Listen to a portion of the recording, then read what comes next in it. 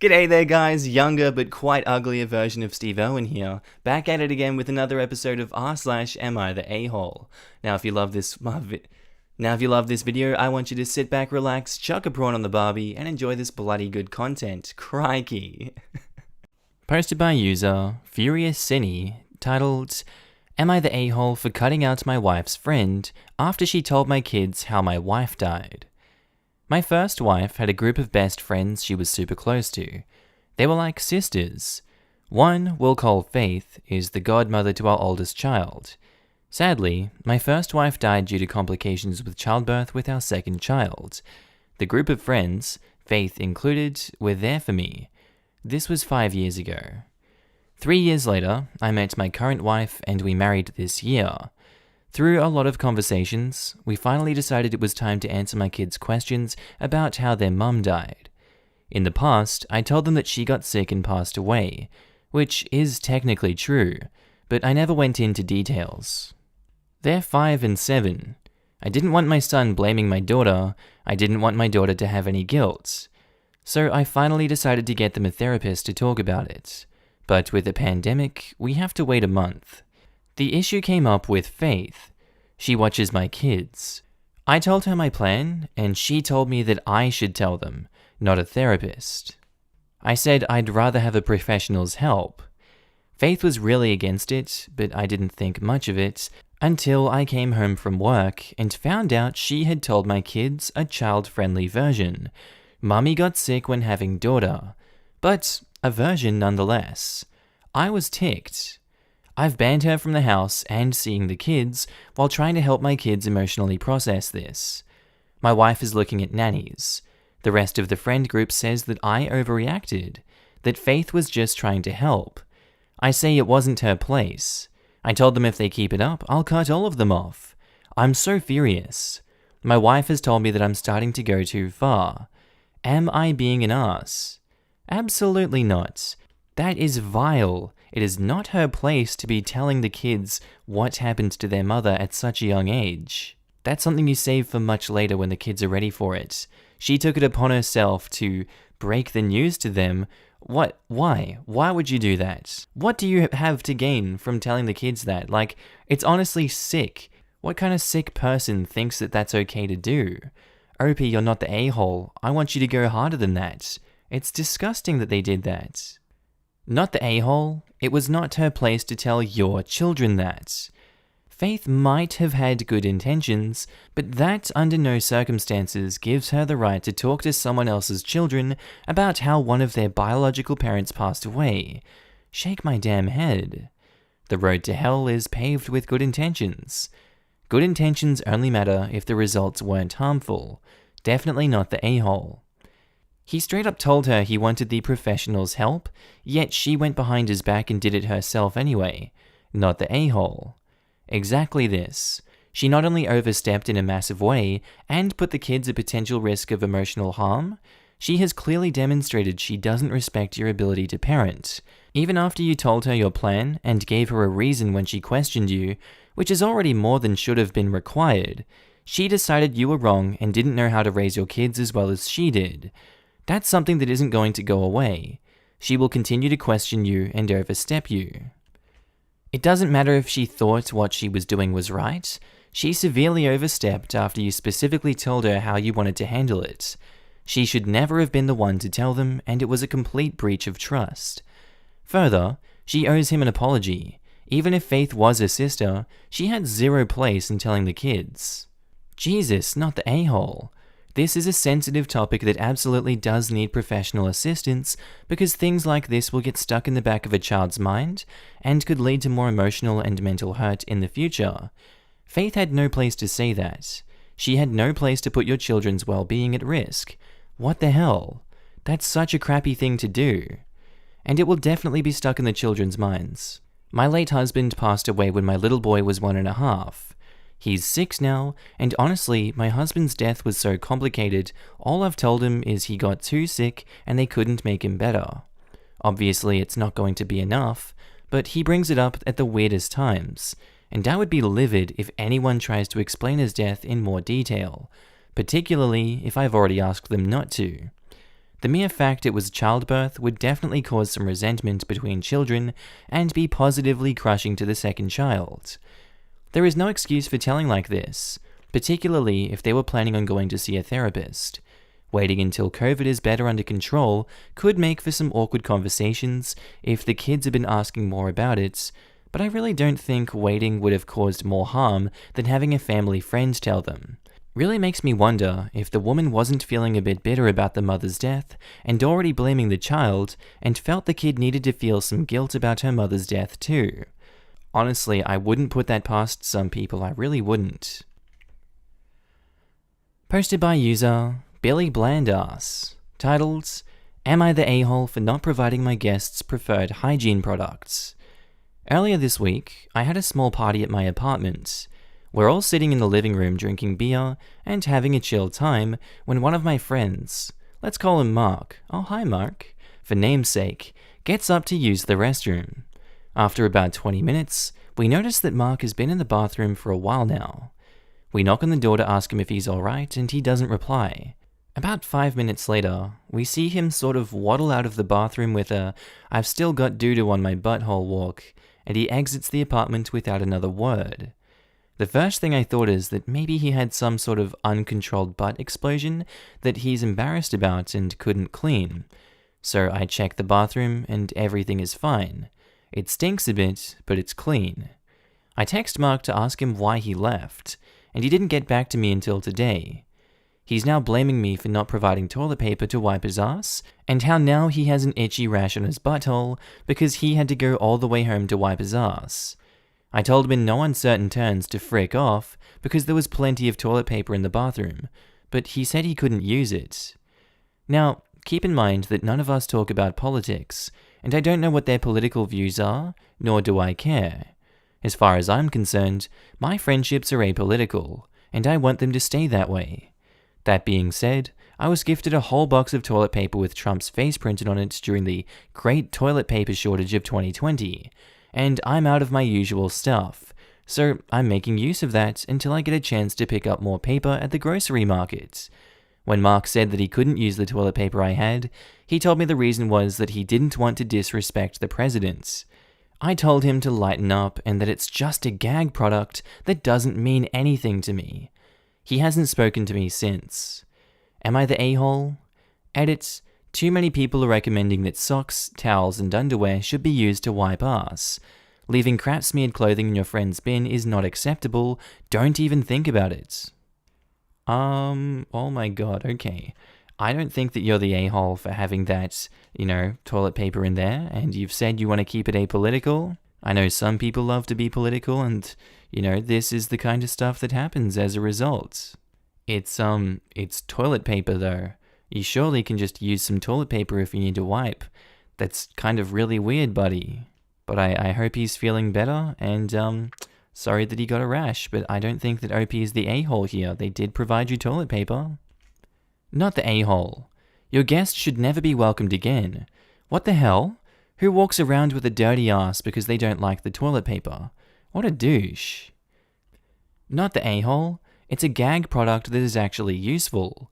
You had toilet paper available. It was his choice not to use it. Regardless of how anyone feels about the president, toilet paper is toilet paper. If it's all that's there, just use it. Gag toilet paper is usually pretty horrible and not really meant to be used, but it's still better than walking around with crap on your ass. Posted by user Happy Things in Small, titled, Am I the a-hole for not supporting my sister's GPA celebration? So, my 18 female younger sister, 15 female, ended her freshman year with a 4.0 GPA, both weighted and unweighted. I was really happy for her when I heard the news, and bought her a congratulatory card and her favorite chocolates when I heard. I know how hard it can be to earn straight A's in high school, and appreciated that it was no small feat. I just recently graduated from high school myself with a 4.75 GPA, a 4.0 unweighted GPA. For the past few years, I have earned straight A's as well. At the end of each term, when I told my parents the news, they would congratulate me with a high five, and would occasionally make my favorite dessert. Same thing when I graduated with perfect grades. They were congratulatory, but never made a big deal about it. I was grateful for their support and never expected anything more. After my sister ended freshman year with straight A's, however, it was a whole different story. She got to choose where we ate for a week. My parents bought her a Nintendo Switch, and my dad even crafted a homemade plaque for her out of wood. Throughout the whole experience, I was happy for her, but I felt somewhat dejected knowing that her accomplishment was so much more valuable than mine. Especially since I graduated with perfect grades after taking several advanced classes, while she has only completed 1 year, arguably the easiest, after taking all regular classes. I ended up having a conversation with my parents about it. The catalyst was them deciding to lease her car that she wouldn't even be able to use for 6 months when I had to pay mine off in full. I expressed my concerns, doing so privately because I didn't want her to think that I was downplaying her achievement. They said they understood where I was coming from, but they had always known that I was smarter and set for good grades. Well, they never expected that from her. My mom even admitted that she was prouder of my sister than she was of me because me getting straight A's was her expectation.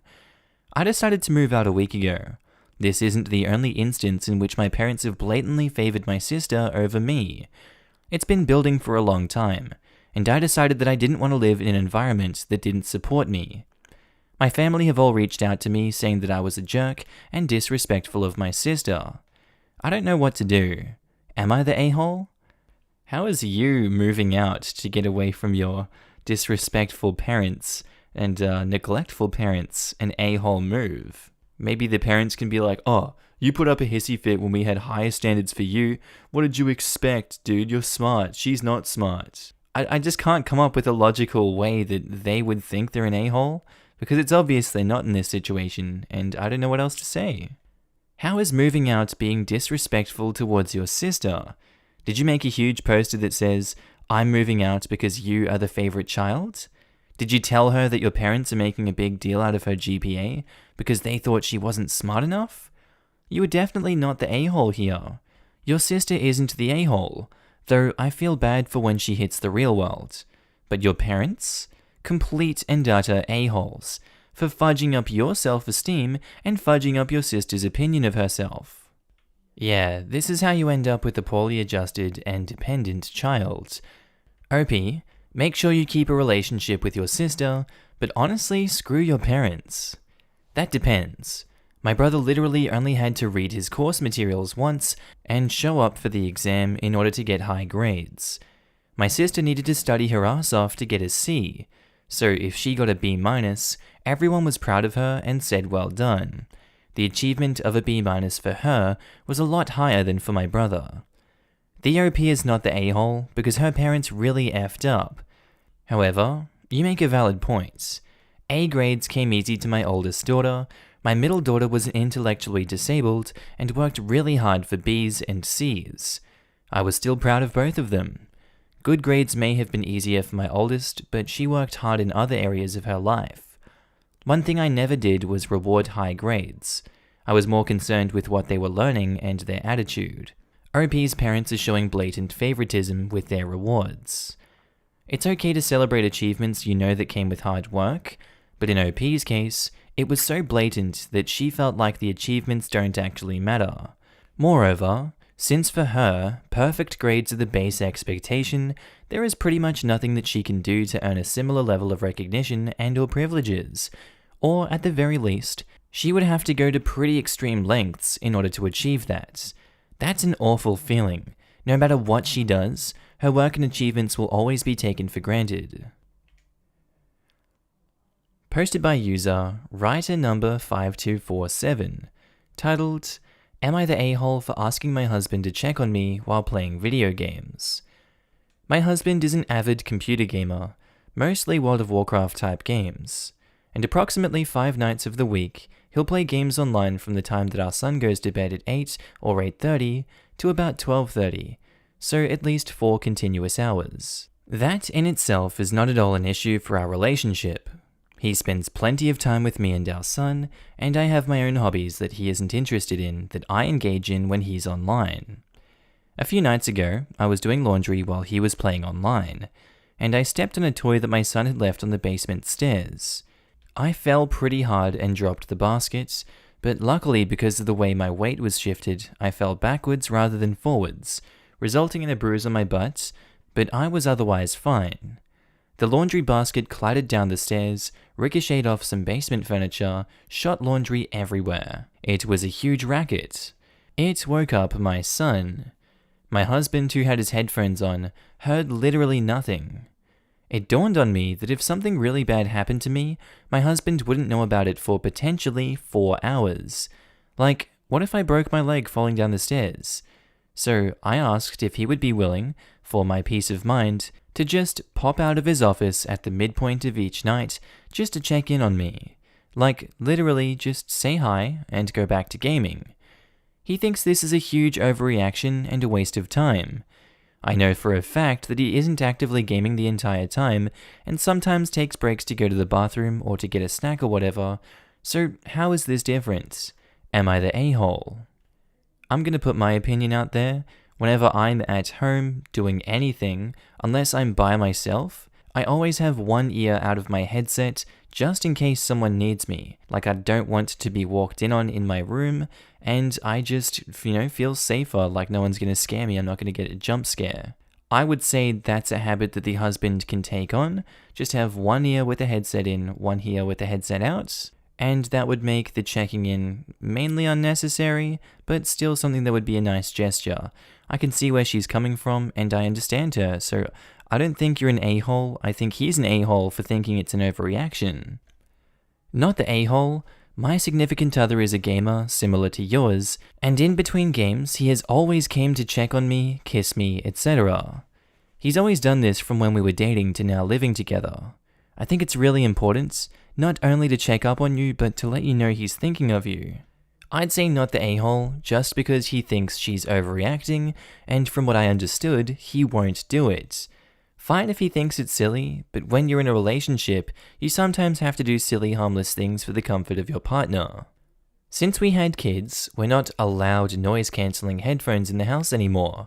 It used to just be when I was showering, as I have a weak left hip from an accident and can lose my balance sometimes.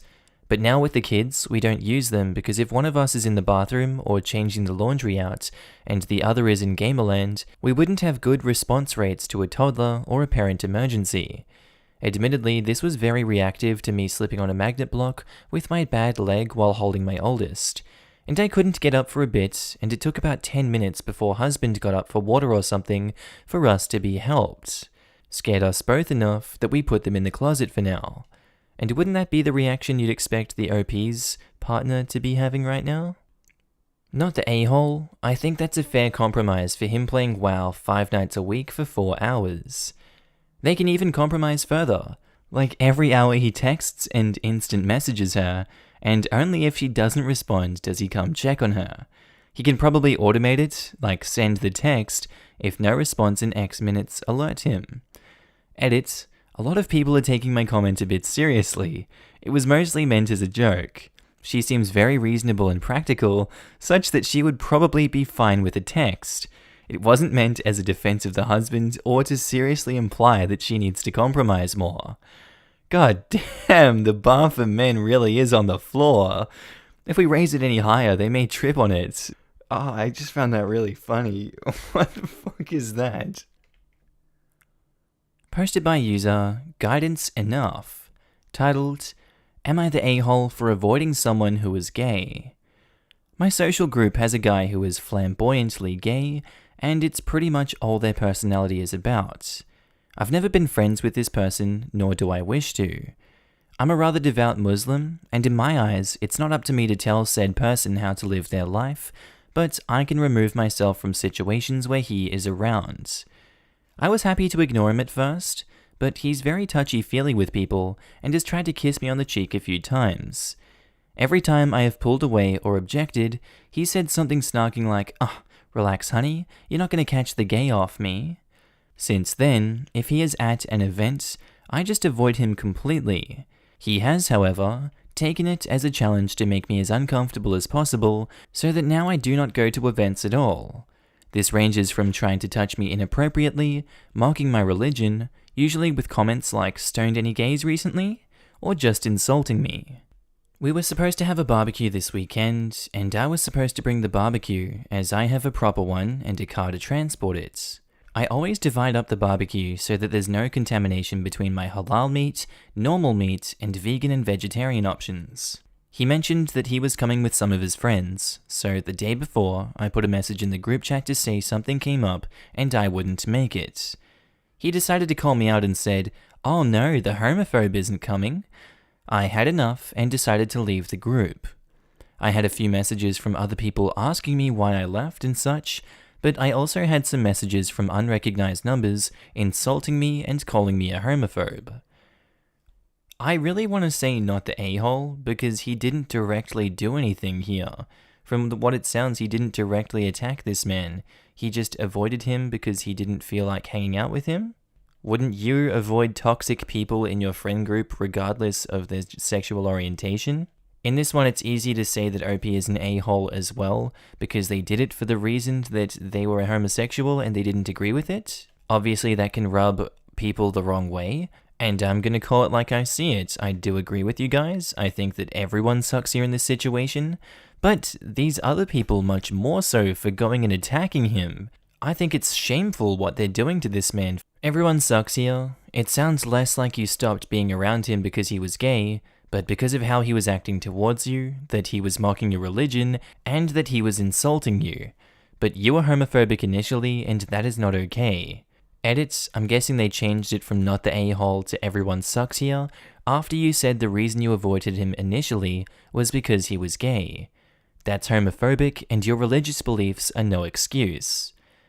It could also be a self-fulfilling prophecy here. I am a lot more demonstrative with my girlfriend when I'm around someone who is obviously uncomfortable with the gays, purely because I want to make them squirm. I don't really have a problem with making a homophobes uncomfortable, and if they decide to avoid me because of it, that's a win-win. With that said, I totally agree that hitting on people and making physical contact when they're clearly uncomfortable is over the acceptable line. Trying to make other people uncomfortable with PDA by flaunting your PDA directly in front of them to antagonize them is a-hole behavior, regardless of your sexuality. You can generally make a homophobe uncomfortable by holding hands or with a chaste kiss on the neck. You can remain totally within the bounds of what you would see in a G-rated movie and still deeply offend their sensibilities. I totally agree that avoiding the guy originally was homophobic and dumb, but he said his reasons for avoiding him altogether was because the guy kept touching and trying to kiss OP on the cheek. I don't like being touched, and would totally avoid someone doing this too, though I would use my words to explain that I don't like being touched. Everyone sucks here. You definitely sound kinda homophobic, but no one has the right to touch you and make you uncomfortable. Him calling you out repeatedly for your religion also isn't fair. If it's really not about his sexuality, why not just talk to him and say, "Look, your sexuality doesn't bother me, but it makes me uncomfortable when people touch me and try to kiss me." This, with the exception that it absolutely is about his orientation. Everyone sucks here. OP is homophobic as hell and throwing his hands in the air, basically saying, "It's my religion, what do you want me to do?" The other guy is being aggressively gay at OP, probably because of OP's homophobic actions. And on top of that, touchy-feely or no, you don't touch someone who doesn't want you to touch them. I agree this is homophobic behavior, but for Muslims, they just avoid people they don't agree with, which is what OP is doing. He didn't deliberately antagonize the guy. He just was uncomfortable with the touching and deliberately making him uncomfortable, so he dipped. He didn't go on a rant about how gays are going to hell or how sodomy is a sin or whatever. He took himself away from the situation. And when the gay guy took it upon himself to make this dude as uncomfortable as possible. OP is homophobic, but he didn't do anything asshole-ish outright, in my opinion. He just took himself away from the situation, and then when the gay guy essentially tormented him, he left. Like, what else was he supposed to do? The Quran says, "Leave alone those who are deceived by the life of this world," which is what OP did. Many Muslims have non-Muslim friends, so long as the friend doesn't make every conversation about bashing Islam. And usually, Muslims just don't hang out with their friends when they go to clubs or some crap, not the a-hole. Posted by user International C650. Titled, Am I the a-hole for quote-unquote lying to my girlfriend about our first date 2 years ago? So, my girlfriend and I have been dating for 2 years now, and our first date was just a simple walk in the park. We got ice cream, fed some birds, talked with each other, and it was fun. My girlfriend thought it was insanely romantic, and always looks back at it very fondly. However, the truth was that I took her out for a walk in the park, not because I'm so romantic, but because I used to hate being taken advantage of on first dates. It would not be uncommon for a woman to go with me a couple of times and basically treat the whole experience as a free meal. So, as I grew older and wised up, I decided that first dates would only be regular activities for me until I knew the other person was really into me. My girlfriend and I went to a small party of sorts last weekend, and Kara, a woman who I dated very briefly 4 years ago, happened to be there. It was nothing serious.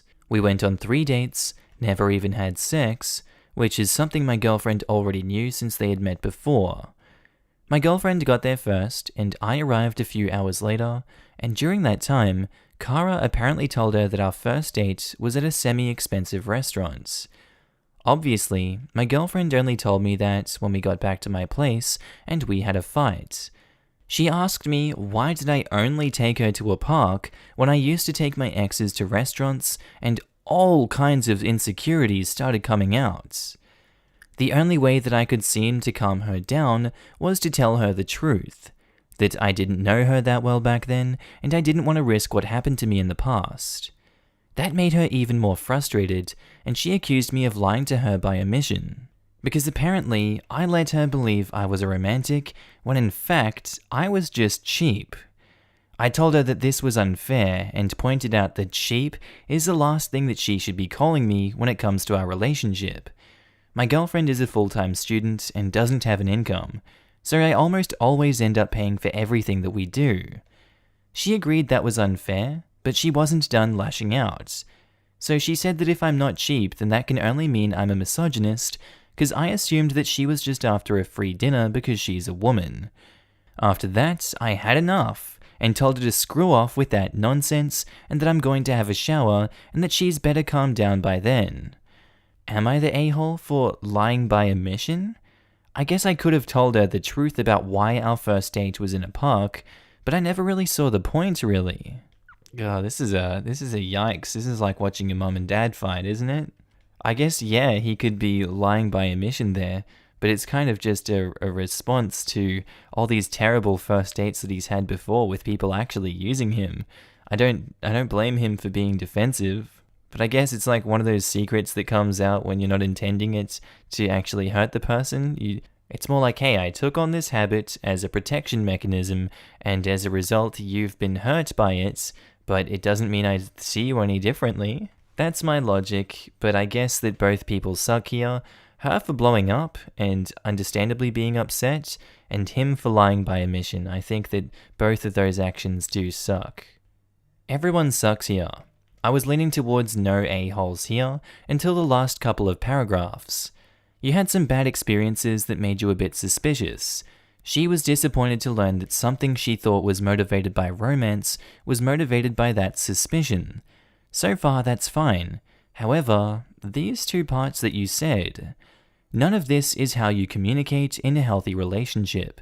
You both need to grow up and learn to discuss things like adults. For real, OP, I was on your side until you told your girlfriend to F off. Wow, do you often talk to her so disrespectfully? Yikes. There are 2 people in your relationship. You don't get to close the conversation and tell her to calm down. If you need a break to calm down and then reapproach the conversation, that's one thing. But you can't just end it. Learn to communicate. Sure you do. You don't have to coddle someone who's disrespecting you like that. Bowing out is perfectly normal. The failure to communicate lies with her, not OP. If she can't communicate her problems to her partner in a way that is not an attack, then that is 100% on her. I actually don't have a problem with him walking away for a bit. Sometimes space is a good thing, so if he'd said something like, I'm going to have a shower, if you want to discuss this calmly when I'm done, let me know. then I would agree with you. But to me, telling your partner to frick off and that they'd better calm down before you get back puts someone in the a-hole territory, even if the partner was the a-hole first. I don't know, I kind of feel like frick off and calm down is 100% acceptable when in response to the fact that you adjusted your habits in response to bad experiences means you're a misogynist. To a random stranger? Sure. But to someone who's been your partner for 2 years, who you're supposed to love and respect? She could have reacted better, but so could have OP. When people who are supposed to love and respect you start screaming at you and calling you names over something they're completely wrong about, they lose any expectation of being treated with respect in return. The whole tantrum she threw is rooted in sexism, and she has the gall to call him a misogynist? You want dinner at an expensive restaurant? Nothing's stopping you from paying for it, princess. Women like her give the rest of us a bad name. That's, ironically, a pretty misogynistic way to think about that. There's nothing to indicate that she wouldn't have paid her own way. Except, she clearly didn't take him to an expensive restaurant, but did expect him to bring her to one? Except she obviously didn't expect that because he didn't and she was fine with it. What she appears to not be okay with is being treated like a B-list date. When OP said it triggers insecurities, I think he was right on the money. This is what is known as intentionally taking words directly out of context. He did not tell her to screw off, he told her to screw off with that bullcrap. Those are two entirely different phrases with entirely different meanings. He didn't tell her to get the hell out. He told her to take that nonsensical farce of an argument elsewhere. The use of very selective editing means you already know this, otherwise you would have quoted this word for word. We're all adults here. Let's have a debate about what he said, not about things we know he didn't say. Not the a-hole, he was in the right to shut down a ridiculous argument about sexism. Frankly, he should bail. She has way too many red flags. Not the a-hole. Your girlfriend is being super entitled. I understand why you do what you do on first dates. You are not obligated to take her to an expensive restaurant for your first date. I can understand why your girlfriend might be disappointed, but it sounds like you pay for everything you guys do. So I don't know why she feels upset. It would be different if you were showering exes with gifts while you were being super stingy with your girlfriend. Not the a-hole. This is a red flag. What other behaviors has she been exhibiting like this? Is she often angry or annoyed? And why? Or is this the first time? Everything is a damn red flag to Redditors, I swear. I would agree with you in general, but do you not think that this is a really bad sign? Not just the fact that his girlfriend is upset about this, but also the "you're either cheap or a misogynist" comments. Not the a-hole. In my female opinion, it would be a better alternative to me regardless of your reasons, cause it means you didn't do the same old thing with me that you've done with all the other girls. She's acting entitled as hell. Just cause you took other girls out to dinner doesn't mean you have to take them all. I also don't consider changing your first date tactic to be lying, unless you specifically told her that your plan is to go to the park because it's romantic. Then it's not lying. If she drew that conclusion on her own, that's not your fault, but your reasoning doesn't make it any less romantic either. When you've been burned so many times, it's reasonable to assume the next one will do the same thing. Honestly, I'm starting to be swayed towards not the a-hole on this one. People have kind of deconstructed the part where I think he would have been the a-hole, and I'm starting to side with the boyfriend now.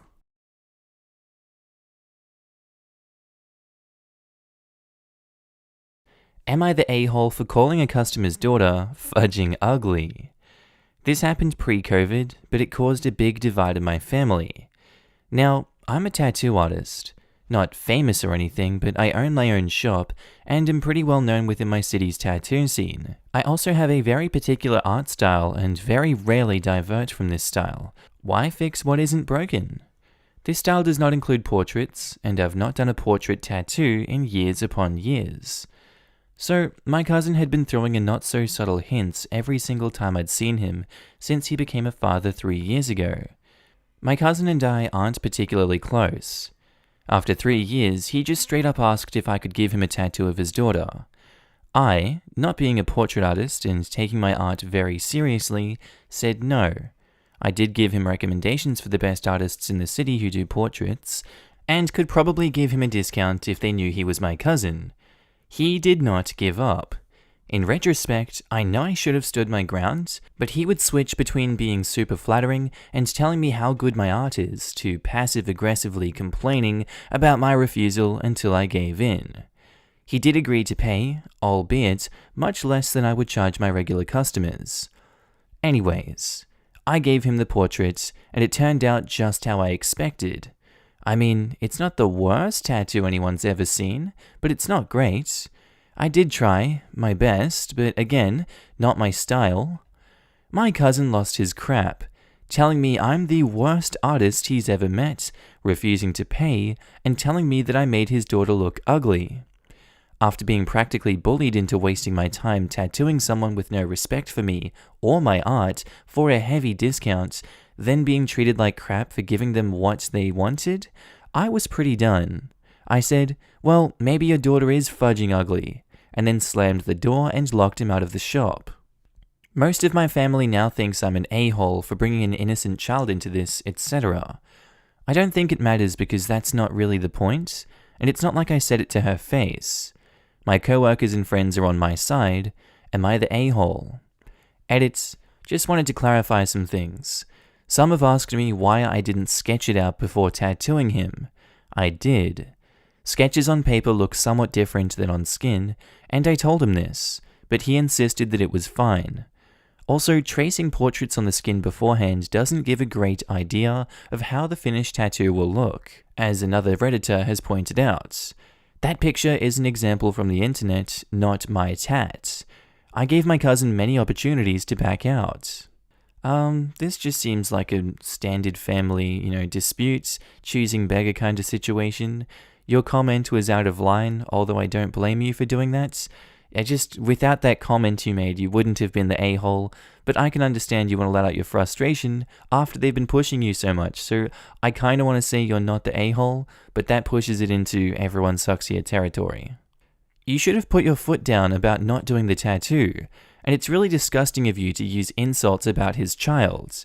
You are severely unprofessional, and I don't care that it's your family. A member of your family hired you in a professional capacity, and you did not act like a professional. And that includes sticking to outright refusing to do a piece of artwork you weren't comfortable doing for a discount you didn't want to give. And of course, your cousin sucks because they pulled the idiot card in tattooing, and think that if they have a family in the business, they can request whatever the hell they want for whatever price they want regardless of your art style. Okay, but if they weren't family, they wouldn't be able to have basically harassed them, gotten a discount, and then gone to family members to complain. Nothing about this situation is professional, but I do agree it shouldn't have happened. Bold claim that someone who isn't family wouldn't be able to harass them. It's really common where I work for the staff to get harassed by customers outside of work. Everyone sucks here, though my focus isn't even on the ugly comment. I get he kept bothering you and he was a total a-hole. But you absolutely know as a tattoo artist, you never put ink on someone's body you know you wouldn't be proud of. Immeasurably more so when it's portraiture of their loved one. Agreed. No tattoo artist I ever met would do a tattoo that they knew was not their best quality. Though the cousin sucks for being a price about the tattoo, everyone sucks here. Posted by user MassiveMoney8899, titled, Am I the a-hole for telling my daughter she is going to make a crap nurse? Now, I have a 15-year-old daughter who has wanted to be a nurse for about 2 years. That's great. I'm glad that she has a sense of direction. She's also interested in politics and social justice, and was in a club at her school that focused on women's issues. The wife recently got her breasts redone, so obviously she's in a lot of pain. The only thing I asked of the children is to leave her alone and let her recover. Well, the 15-year-old can't manage this. She wrote a research paper last year for school about the plastic surgery industry and the negative effects it has on women. She brought this up to her mother before the surgery, but my wife just laughed it off. Well, now she wants to debate the dangers of cosmetic surgery and the detriments to society, while my wife is in a lot of pain and is asked to be left alone.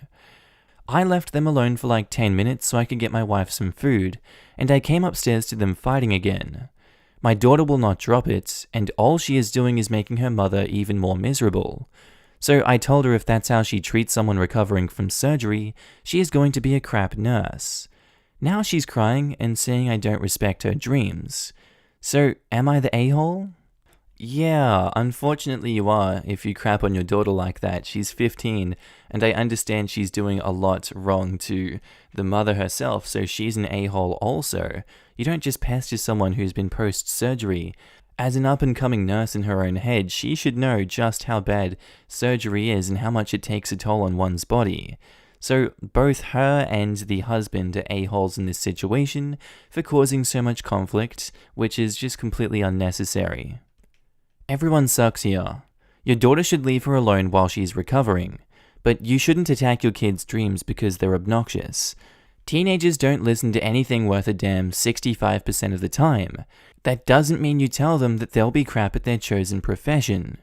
You could have simply asked her, so you feel called to nursing. Would a nurse treat a patient this way? Telling her she'll be crap is too far. And he should probably explain to her once everyone calms down that as a feminist, she needs to respect other women's bodily autonomy even if she doesn't agree with their choice. You treat others how you want to be treated, nurse or not. She has to find that out the hard way. Also, as a nurse, she has an ethical and legal obligation to treat all patients to the best of her ability, regardless of whether or not she agrees with their life choices, provided those life choices are legal.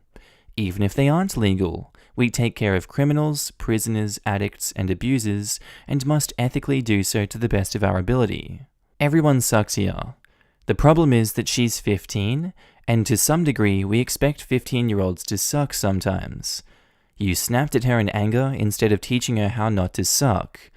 Hopefully you'll take the time to apologize and have a discussion about how being a true women's rights champion means accepting another woman's choice, even if you don't agree with it. And being a nurse means caring for and empathizing with someone you don't agree with, and even may not like. Yeah, teens and college students tend to see issues as black and white, but when you grow up, you learn life is complicated, and people are mostly doing the best they can. Posted by user LKRS956, titled, Am I the a-hole for having my ex's university admission rescinded? I, 18 female, dated my ex, 18 male, from sophomore to the end of junior year of high school. We broke up amicably and both moved on. He dated more girls during the summer, while I remained single. We were still around each other a lot because our circle of friends had blended and our younger sisters were best friends. At the beginning of senior year, I still texted him from time to time because we shared a government class and sometimes compared notes. But overall, we weren't that close. Towards December, things with his girlfriend got rough, and he began to lean on me like an emotional crutch, often asking me if I could come over so he could vent to me in person. Once, he asked me to go out to get dinner with him, and I declined because I wanted to respect his girlfriend and because I was not his friend.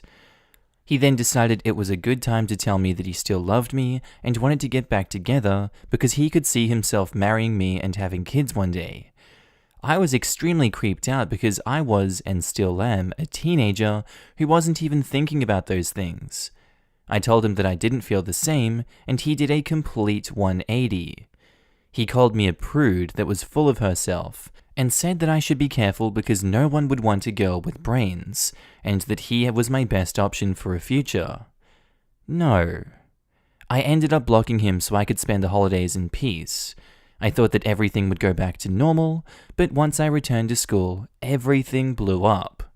I noticed everyone was giving me odd looks, and was so confused until my friends pulled me aside and told me that my ex had decided to expose the truth behind our breakup. Basically, he told anyone who would listen that I was cheating and sleeping with others, and almost gave him an STD. To make things worse, he claimed that I had taken videos of it and shared it with him, which is, needless to say, a federal crime. I was ticked. 1, I had never slept with anyone. He was the one trying to pressure me into that. 2, I come from a Catholic family who would disown me if they even heard a rumor that I was having premarital relations. And 3, I was being accused of a federal crime. I went straight to the dean and told him everything. We attended a private school that didn't take such things lightly, and I was assured that swift action would be taken. I left it at that, trusting that the school would do what they felt was right. 3 months later, and I come to find out his admission to a top university, along with his full-ride scholarship for football, had been rescinded. I was shocked when I was called to the dean's office and given a formal apology from my ex and his parents. At the time it felt right, but now I feel like the punishment may have been too harsh, even if what he accused me of could have put me in jail. Am I the a-hole? I don't think you're the a-hole for that, no. As the dead horse is beaten into the ground here, actions have consequences, and he chose a really, really stupid action, so, you were just defending yourself, and I can't blame you for defending your reputation and yourself from your own family, dear Lord. I would say that's a very fair punishment for him. He needs to start over and try again. Edit. Wow, hey y'all. I wasn't expecting this to get so many comments. It popped up on my Instagram Explore page this morning and I was like, whoa. Anyways, I'd like to thank y'all for the feedback. There seem to be some common questions and concerns, so I decided to answer the ones I've seen the most.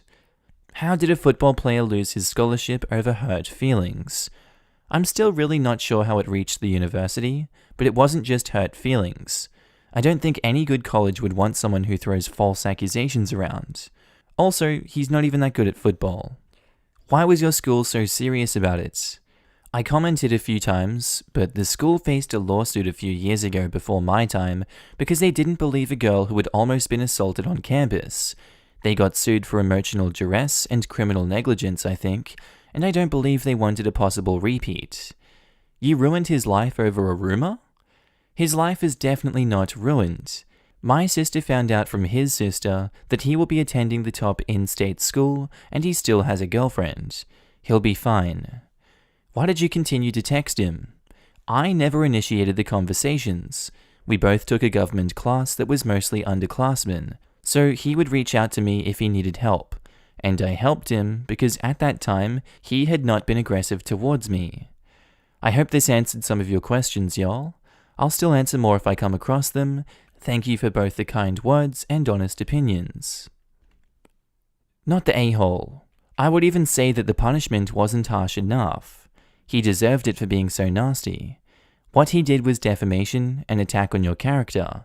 If it happened to me, I would have gathered evidence from people he told these baseless rumors to, texts, chats, etc., tell my parents, and sue his damn ass for defamation. It's okay to let them apologize, but stand your ground. Do not let them manipulate you. He pretty much ruined himself by trying to ruin you over a rejection. What an ass. And aside from the formal apology, did he tell the people he vented out to that he lied to them and purposefully made things up about you? And if the next thing he does is create another issue that you got his scholarship rescinded and paint you as the bad guy, that formal apology is of no use. He didn't mean it, and it was just for formality. You're not the a-hole, and it wasn't your fault his scholarship got rescinded. OP says, he had to recant to each person and was moved out of the class we shared and moved to a different lunch block. I think he tried to contact my own college about the situation because I have a sports plus academic scholarship, but he was shot down. I made it clear that if he ever were to approach me again, I would file a restraining order. So twice he has shown you how vindictive he is. You did not decide what the consequences of his actions were. Do not feel guilty, not the a-hole. You didn't plan for his scholarship to be rescinded, you simply went to the proper authorities to make certain his lies didn't impact your own life. He's the one who chose to spread all those lies about you in the first place. 100% this. His future university would have seen major red flags with his behavior and realized they may have potential lawsuits and bad press in the coming years. He did all this himself. You only reported what he did to you. The school took it to what level of punishment they felt fit. It's also worth considering that depending on timing, someone would simply have taken his spot at the school. Opie's actions probably benefited them immensely, not the a-hole. Posted by user Lampdoga, titled, "Would I be the a-hole for not sharing my garden with a lazy friend who wants to give the bounty to her church?" So, I, 38 female, had COVID in March. On a ventilator, in the hospital, permanent lung damage, the whole thing. A friend's sister, 39 female, begged to use some of my garden space to plant a garden. I have a large farm. I made it clear that I wouldn't be able to tend to her gardens as I'm still recovering and get winded and tired easily, and the humidity is really hard on me. All good. She promised to take care of it and plant a few things for me for letting her use this space. A good deal, as I love gardening and fresh produce, and didn't think I would be able to do it myself this year. I paid someone to come till the space. It is a very large space. Personally, I plant things in rows far enough apart to be able to take my tiller between the rows to get most of the weeds. Early in the morning, I would plant a few things at a time for myself. She would drop stuff off at my house that she wanted planted, but would never actually do it, citing that she was too tired. Look, she doesn't work and has 2 children with the elder who's 14 and a male that lives with her. The only days she helped, she planted about 4 of the 45 pepper plants she had bought and then said she was too tired to even finish. I finished the peppers for her and planted some onions her sister, who's my friend, had given me. These I will give her if they live. I don't need 40 different kinds of peppers and that many onions. I've been trying to get her to help pull weeds, water, make fence, and generally help me take care of this garden. She always says she will, but never has. I told her that her peppers were going to be lost to weeds soon. She dropped off a super small tiller at my house while I was asleep and told me that shouldn't make me as tired as my larger one. I was baffled by that. She informed her sister, my friend, on how she plans on giving and selling my full garden harvest to people at her Mormon church. I am livid. Some days I seriously almost called 911 because I was barely able to breathe after only working a few minutes. I planned to freeze and can the majority of my garden to keep my grocery bill down. I told her I would give her the onions and peppers, but everything else is mine. She did no work and did not put any money into my garden. Her other sister, 49 female, is telling me I am being unreasonable and her church friends think I am as well. They all think that because she plans on giving and selling this to her church, that I should let her. I'm not the religious type, so that type of rationale does not work on me. I do volunteer at a food pantry and planned on taking some there. They also think I'm awful for taking away from a single mother. I know her oldest sister knows the full picture and not just her side, and she still thinks I'm being awful. So, am I the a-hole? Edits: I am single with no children and live alone, so I do not have help, apart from my Labrador and cat that chase off rabbits. This is my friend's sister, not my friend. My friend is kind enough to invite me to her family gatherings at her house, since I do not have any family living. She did bring several more seeds and plants to plant herself. She never did, obviously, and I did not plant most of them, and stated I would not, both before and after she purchased them, so they died or didn't get used. She spent a lot of money on these apparently. For example, she spent $50 on different kinds of pumpkin seeds. I told her pumpkins take a lot of space, and she would need to tile a bunch of space in one of my fields to grow them. Her sister and church friends now think I should reimburse her for the money she spent, on top of giving her everything in the garden. Sorry, I should have said I believe she wants to give and sell to members of her church, not the church directly. I think since all of the farmers markets have been cancelled due to COVID, her church is putting a makeshift one together for members. I have nothing against single mothers or low-income people. I only added that as she just seems to sit at home all day. She does have depression, as do I, so I can get that can be a factor.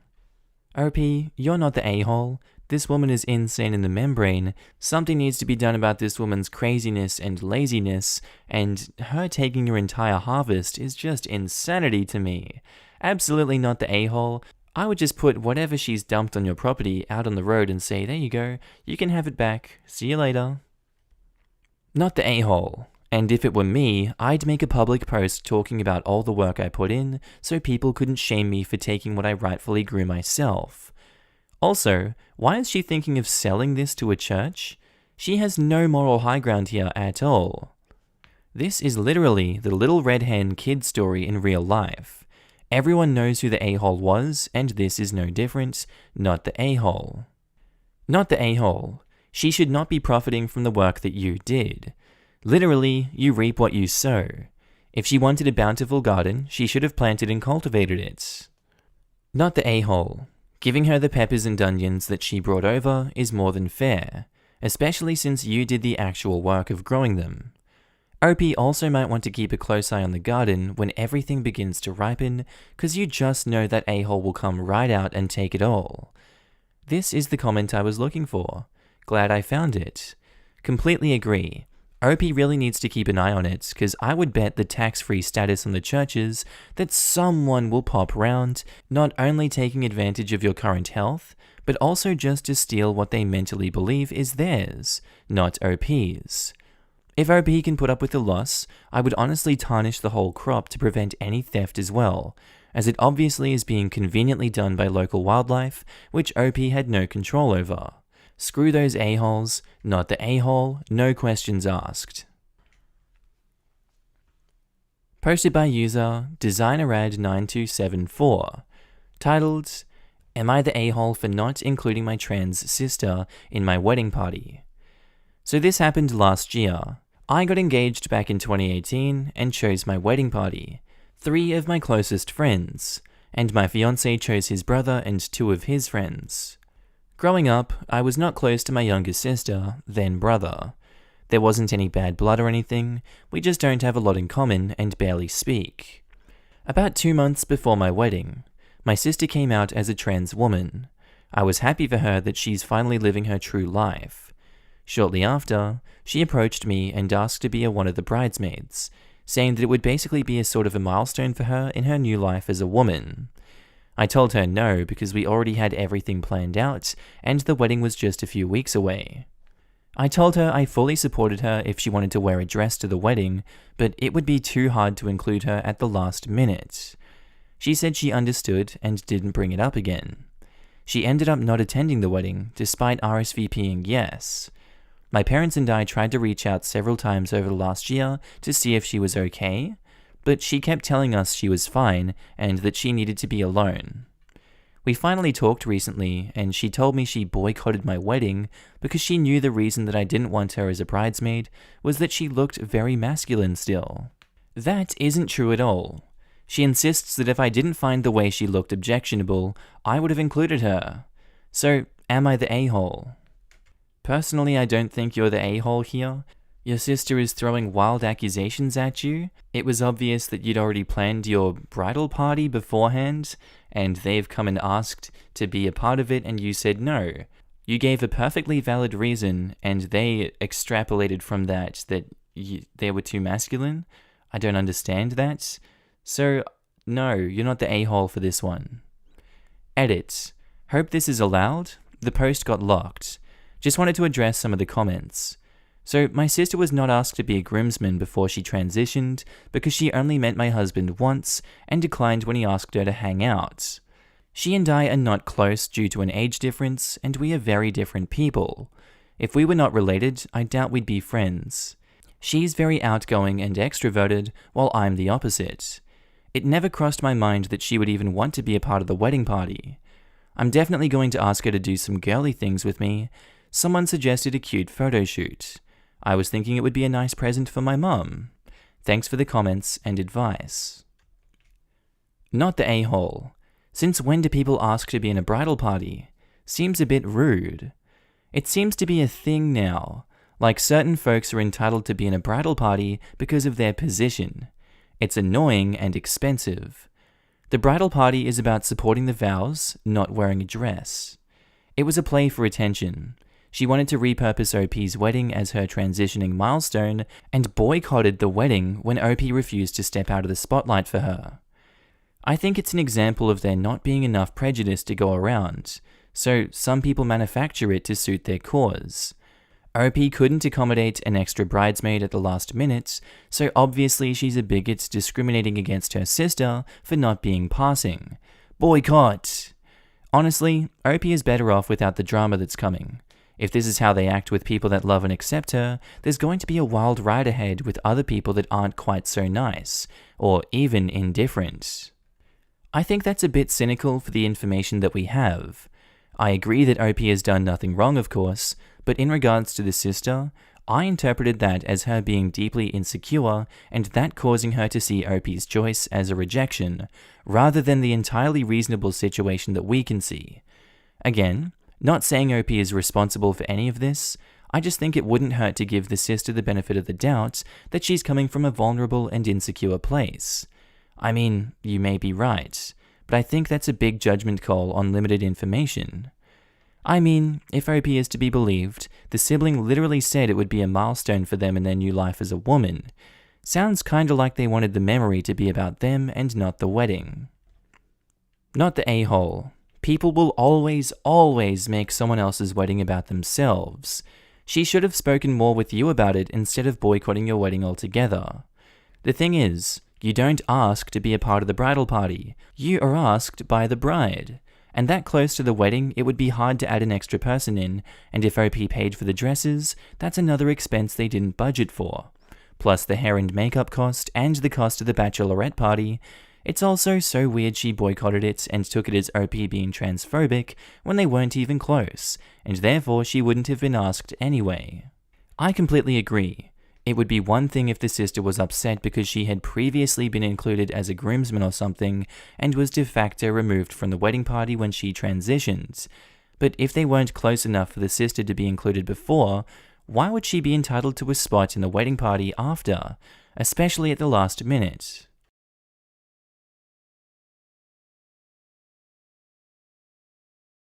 Am I the a-hole for laughing at my son's girlfriend when she asked me to pay her compensation for the money I spent on my other grandchild? I have 2 grandchildren. One is 7 and the other is 5. The 7-year-old is the child of my daughter, and I do have more access to her, but despite what my son's girlfriend accuses me of, I do not have a favorite. The 7-year-old does beauty pageants. They are completely her choice, but she saw pictures from her mother and I doing them and begged to be in them. She also rides horses. Combined, this is very expensive and I pay for it all. I've offered and I'm happy to do so. My son's girlfriend is morally opposed to pageants and afraid of horses. Her daughter is asked to do what her cousin does but isn't allowed to. She does t-ball and music lessons, which I also pay for, but they are significantly cheaper than what the 7-year-old does. The other day, my son's girlfriend brought up this favoritism, and I said this isn't favoritism, because I pay for 2 activities for both of them. She said it is going to give her daughter a complex, so I need to even the money off and put the rest in a savings account. My husband and I laughed because that is the most ridiculous thing I've ever heard. And she stormed out of the house. My son actually said I should post this because he's conflicted, afraid of her.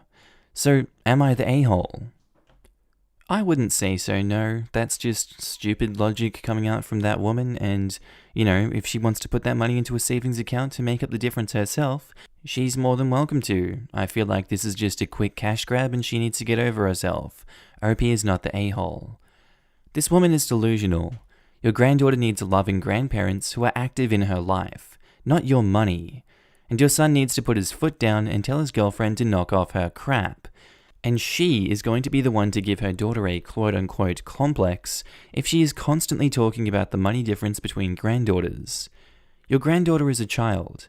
There's no way she'd either know or think about how differently expensive the 2 sets of activities are unless her mum is putting that in her ear. You can always remind her mum that you offered to pay for the same activities, but as she refused, you'd still happily provide for the alternatives, but she needs to lay off about the financial difference as it was her restrictions. Agreed.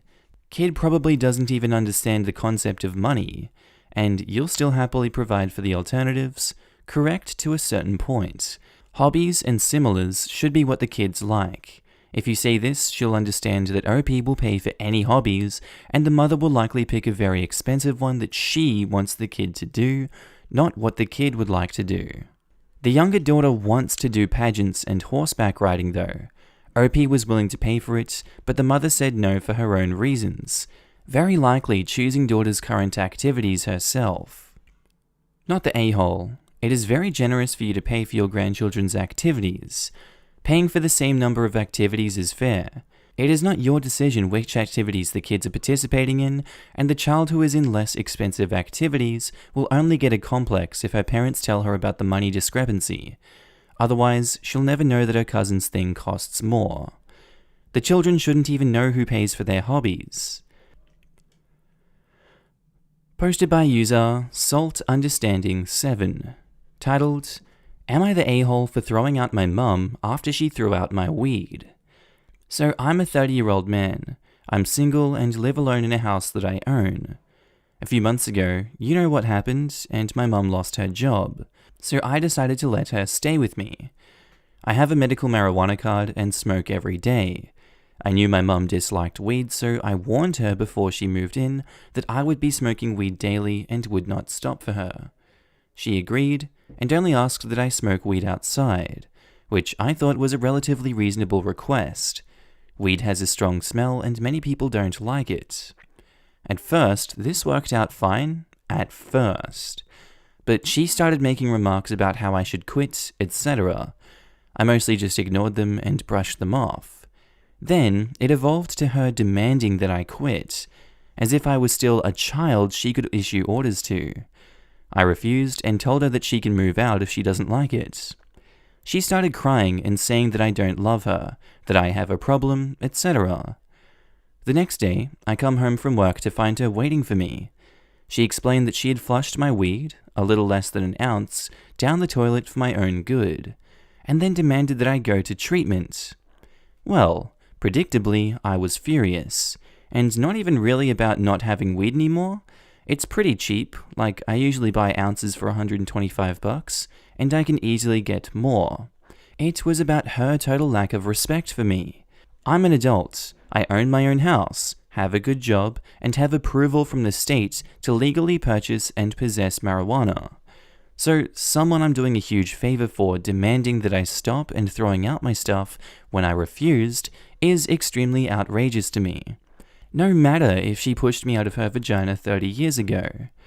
Anyway, we argued about this for a while, and it became clear to me that she was not sorry at all, and that she would probably do it again.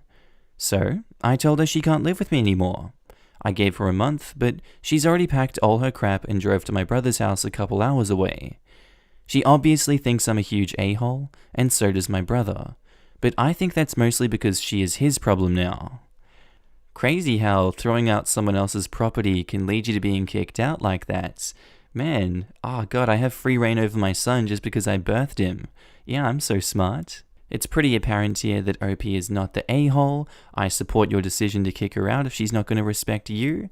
It's, not the best time to do it. Obviously, you'll get a lot of people saying you're an a-hole for doing it during the current crisis, but she has the brother to live with a few hours away, and now she's his problem. Not the a-hole.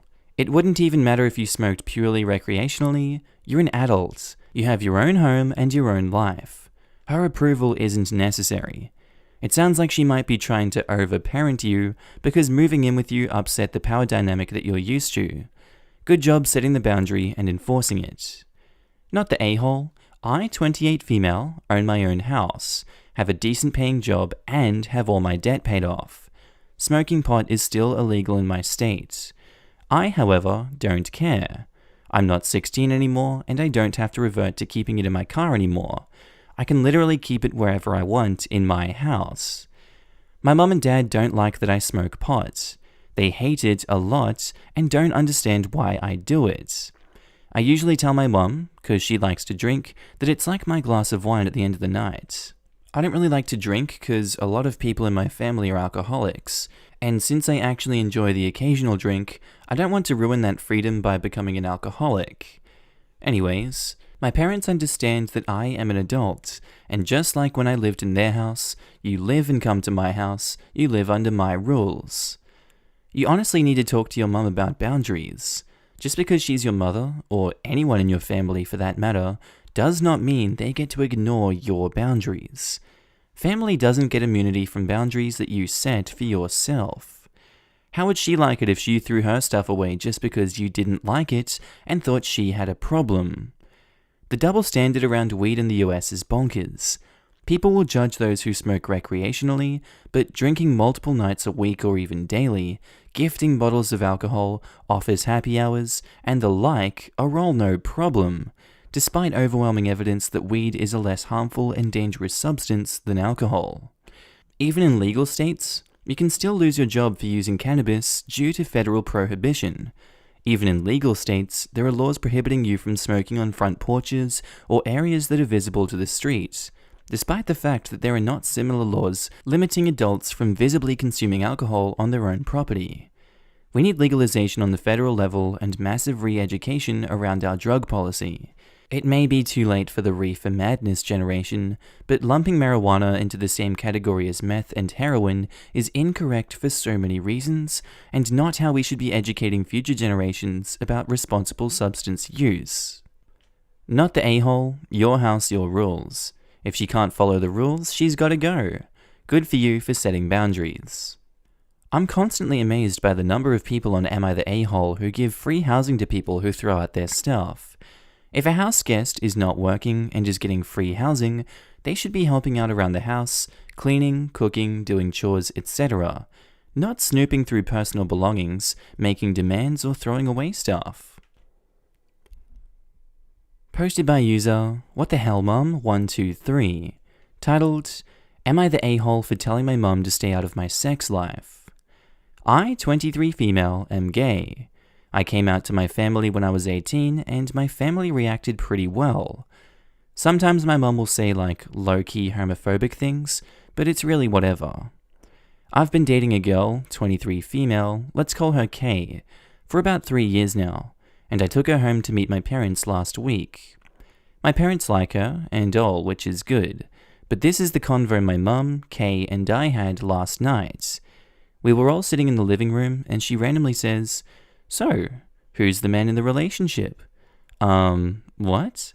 Who's the man, during sex? What the actual hell kind of question is that?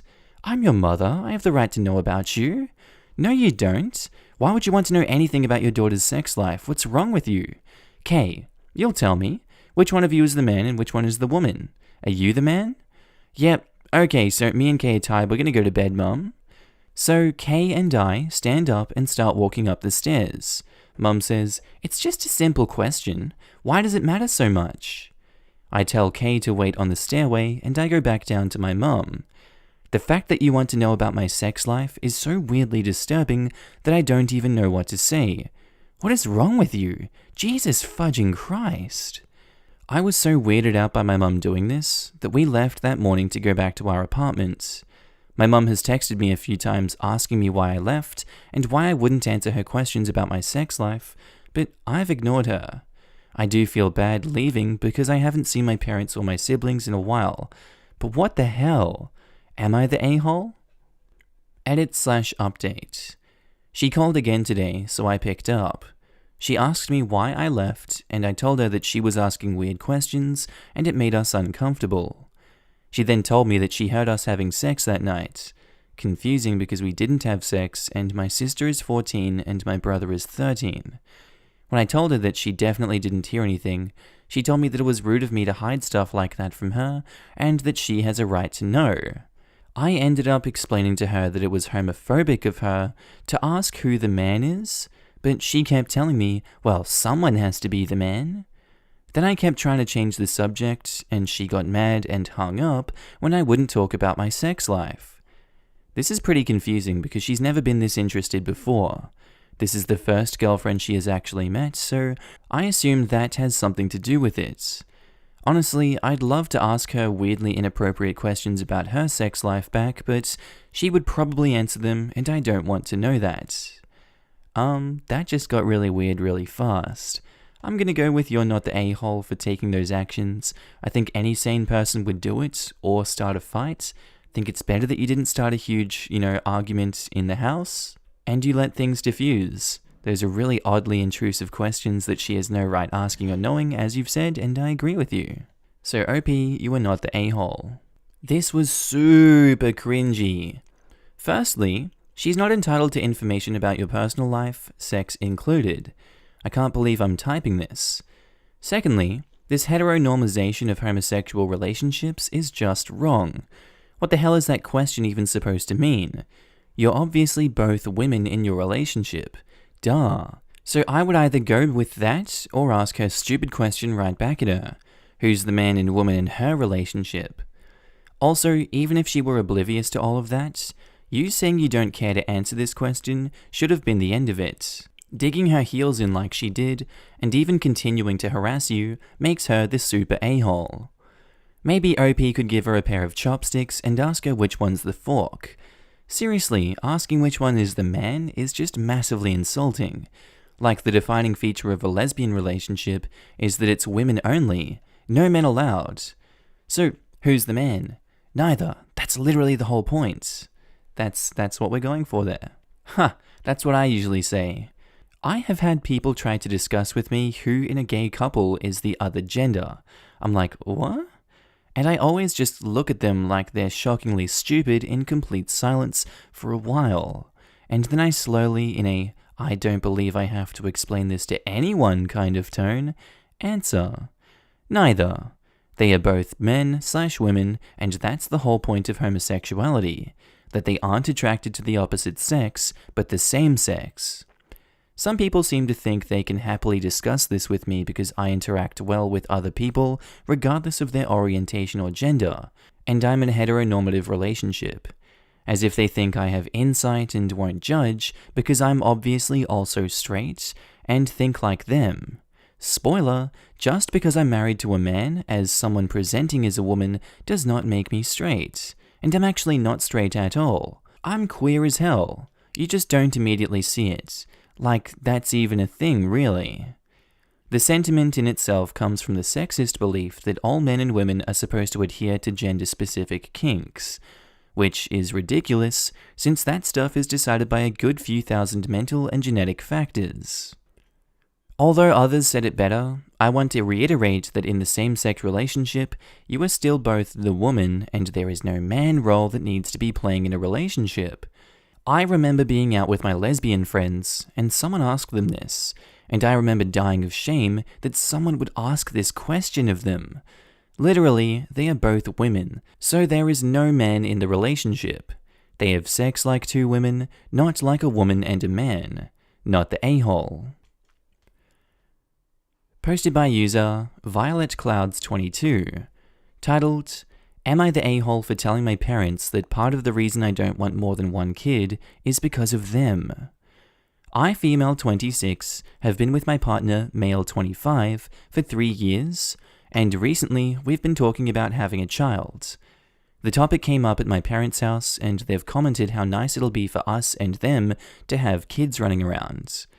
I gently told them that we're actually only planning to have one child, and all hell broke loose. Apparently, if we only have one child, they'll grow up spoilt, a brat, lonely, etc.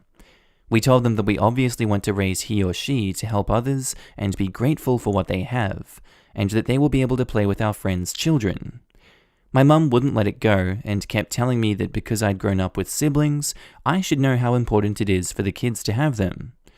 After hours of being told off for ruining my kid's life, before they even exist, I snapped and told my mum that part of the reason I don't want more than one kid is because once they had my brothers, I was pretty much ignored. Growing up, I got good grades, worked, and was pretty responsible, while my brothers were challenging and got in trouble a lot. This meant they took up a lot of my parents' time and attention, and I was just left to my own devices unless they needed an extra parent. They never helped with homework, took me to college visits, came to any of my games, or even really hung out with me because my brothers needed their time more. When I went to college, they asked if I'd mind using the money I earned from work and taking out a loan because they needed to use my college fund to pay off one of my brother's debts, and to get the other one an apartment. It was their money, and they're not entitled to pay for me to go to college, so I said sure. But they then missed my graduation as my brother had a soccer game and only sent me a text. That pattern has continued until this day, to be honest, with forgotten birthdays, etc. I know my parents love me, and I don't blame them, as I know my brothers were high maintenance. But the reason I only want one child is because I want to give them enough attention and make sure they never felt the way I did. I explained all this to my parents, but my mum said I'm an a-hole and that the reason I didn't get attention was because I didn't need it, and I should grow up and stop taking my resentment out on my future kids. So, am I the a-hole? Wow, that's actual serious gaslighting and deflecting on the parents there. Dear Lord, are they just completely unaware of how they made OP feel?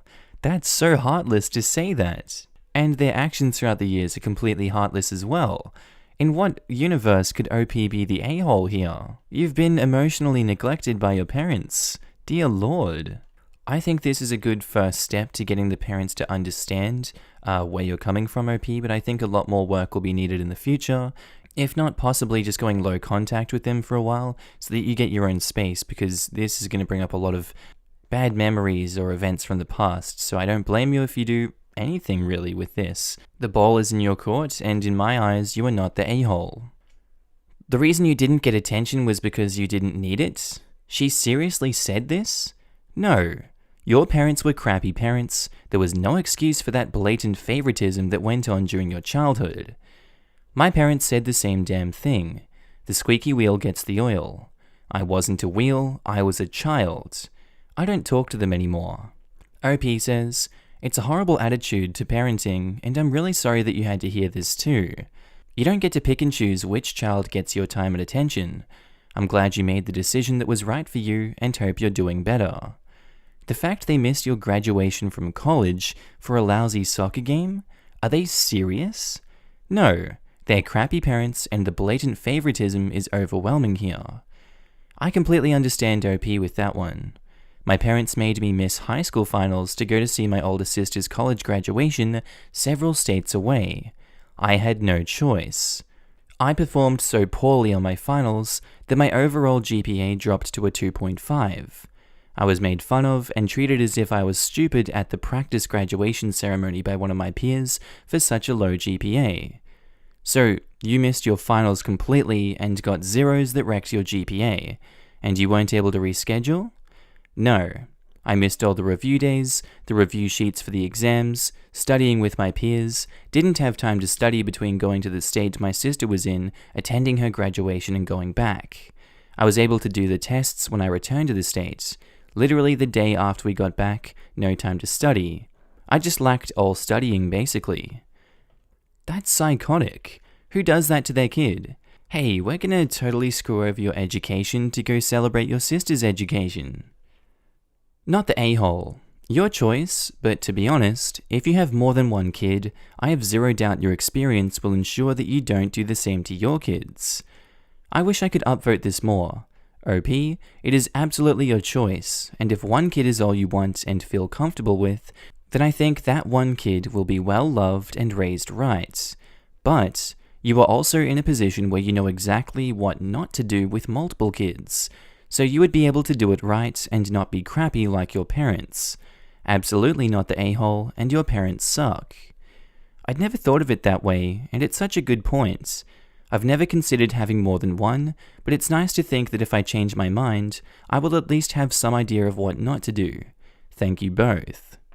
I would highly recommend lowering your contact with your parents before kids come into the picture.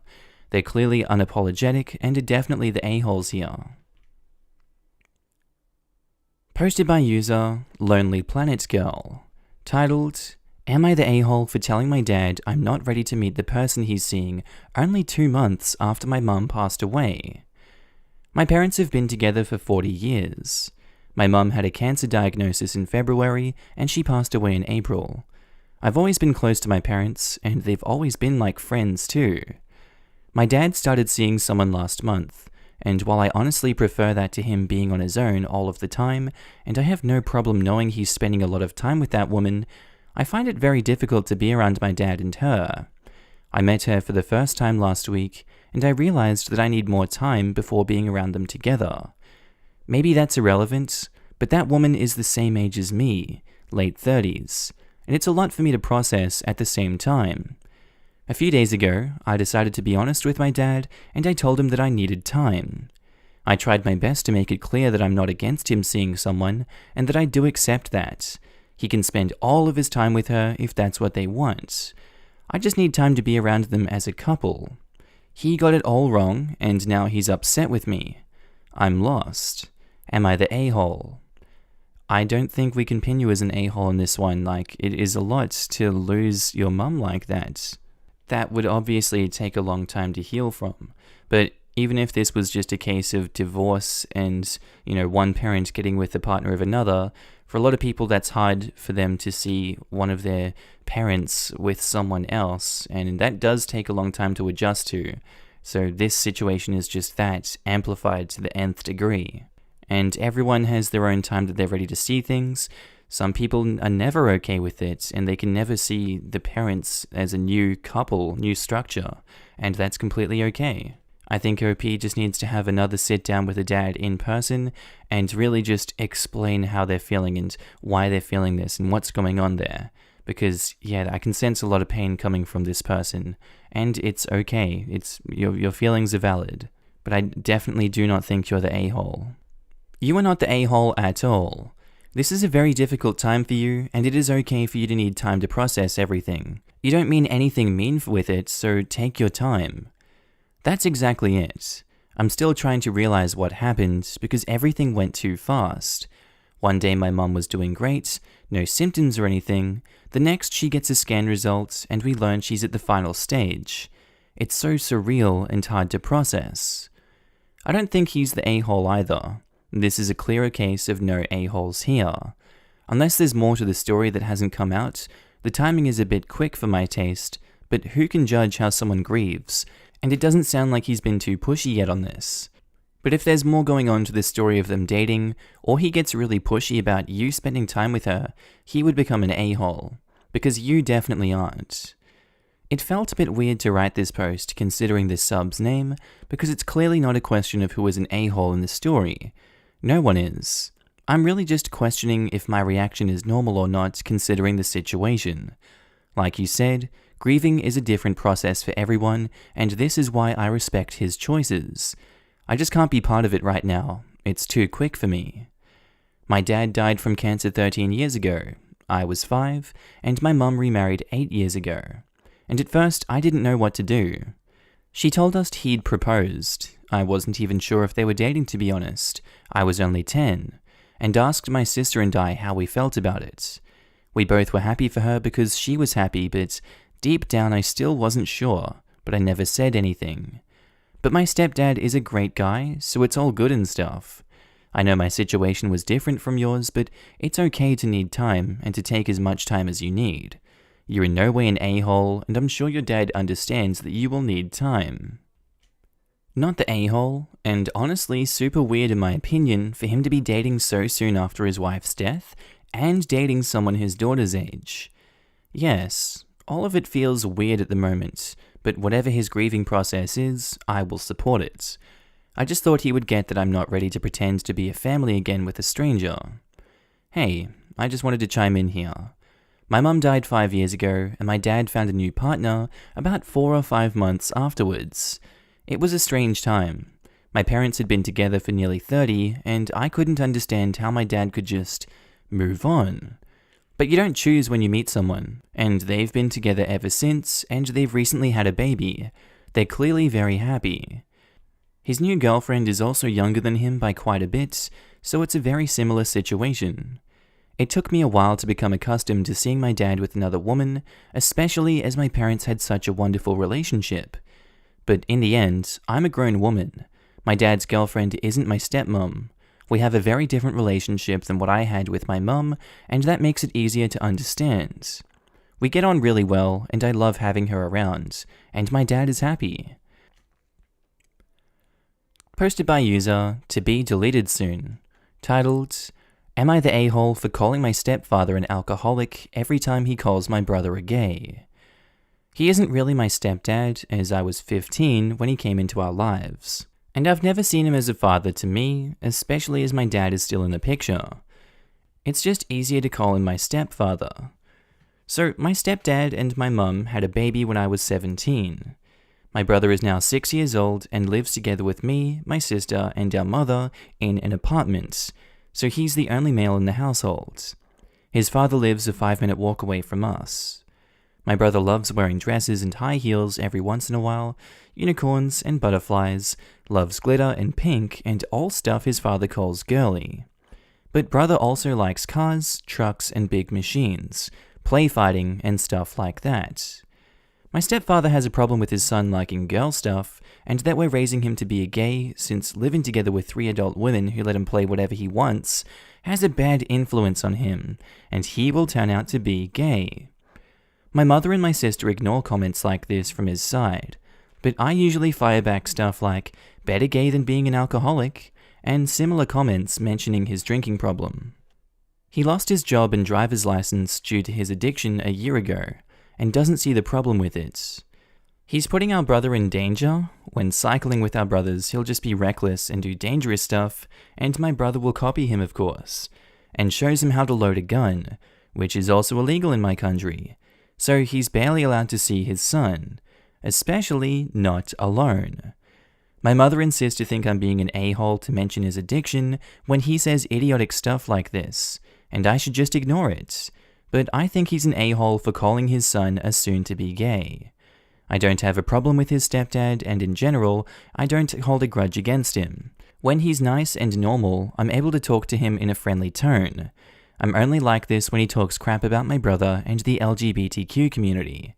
What do you think? Edit, he never called my brother directly gay or a gay, and my brother never heard those words out of his mouth. He only says that when he's in an argument with our mother, or me and my sister, when my little one isn't there to hear. My mum and sister ignore what he says because he's drunk and they don't want to waste time talking to him when he's like that. I think it's a very clear case of you're not the a-hole, and we really do want to keep that dad away from the son for a while he's still forming in the brain area. Probably a really bad influence to be impacting him. It's not to say that keep him away entirely, it's to say don't let him affect the brother's choices and behaviors so negatively from the get-go, because kids are very impressionable, and teaching him how to load a gun, while it's okay to do that, it doesn't bring the best impression out in a father. Especially in a country where it's not legal to have guns. I can understand America, but if this were Australia and you were back home and they're saying, yeah, I was just teaching my kid how to load a gun, you'd have so many heads in the room turn and be like, do I need to call Child Protective Services on this man? So because of that, not the a-hole. If he has no problem spitting slurs at a literal 6-year-old, then he should be fine with getting called out for being an alcoholic piece of trash. Simple as that. I'm more concerned with the fact that your sister and mother have zero problem with your grown adult stepdad hurling insults at a child, being a worthless alcoholic, and owning an illegal firearm, than you potentially hurting the drunk's baby feelings. Oh no! Oh my god, I missed that this poor boy is 6 years old. It's not right to say that crap to a man of any age, of course, but he's a frickin' baby. There is no right situation in which you should be saying that to someone at that age. Honestly, OP, you're not the a-hole. OP edited and said that he hasn't used the slur directly at him, but I wouldn't be surprised if he's heard it.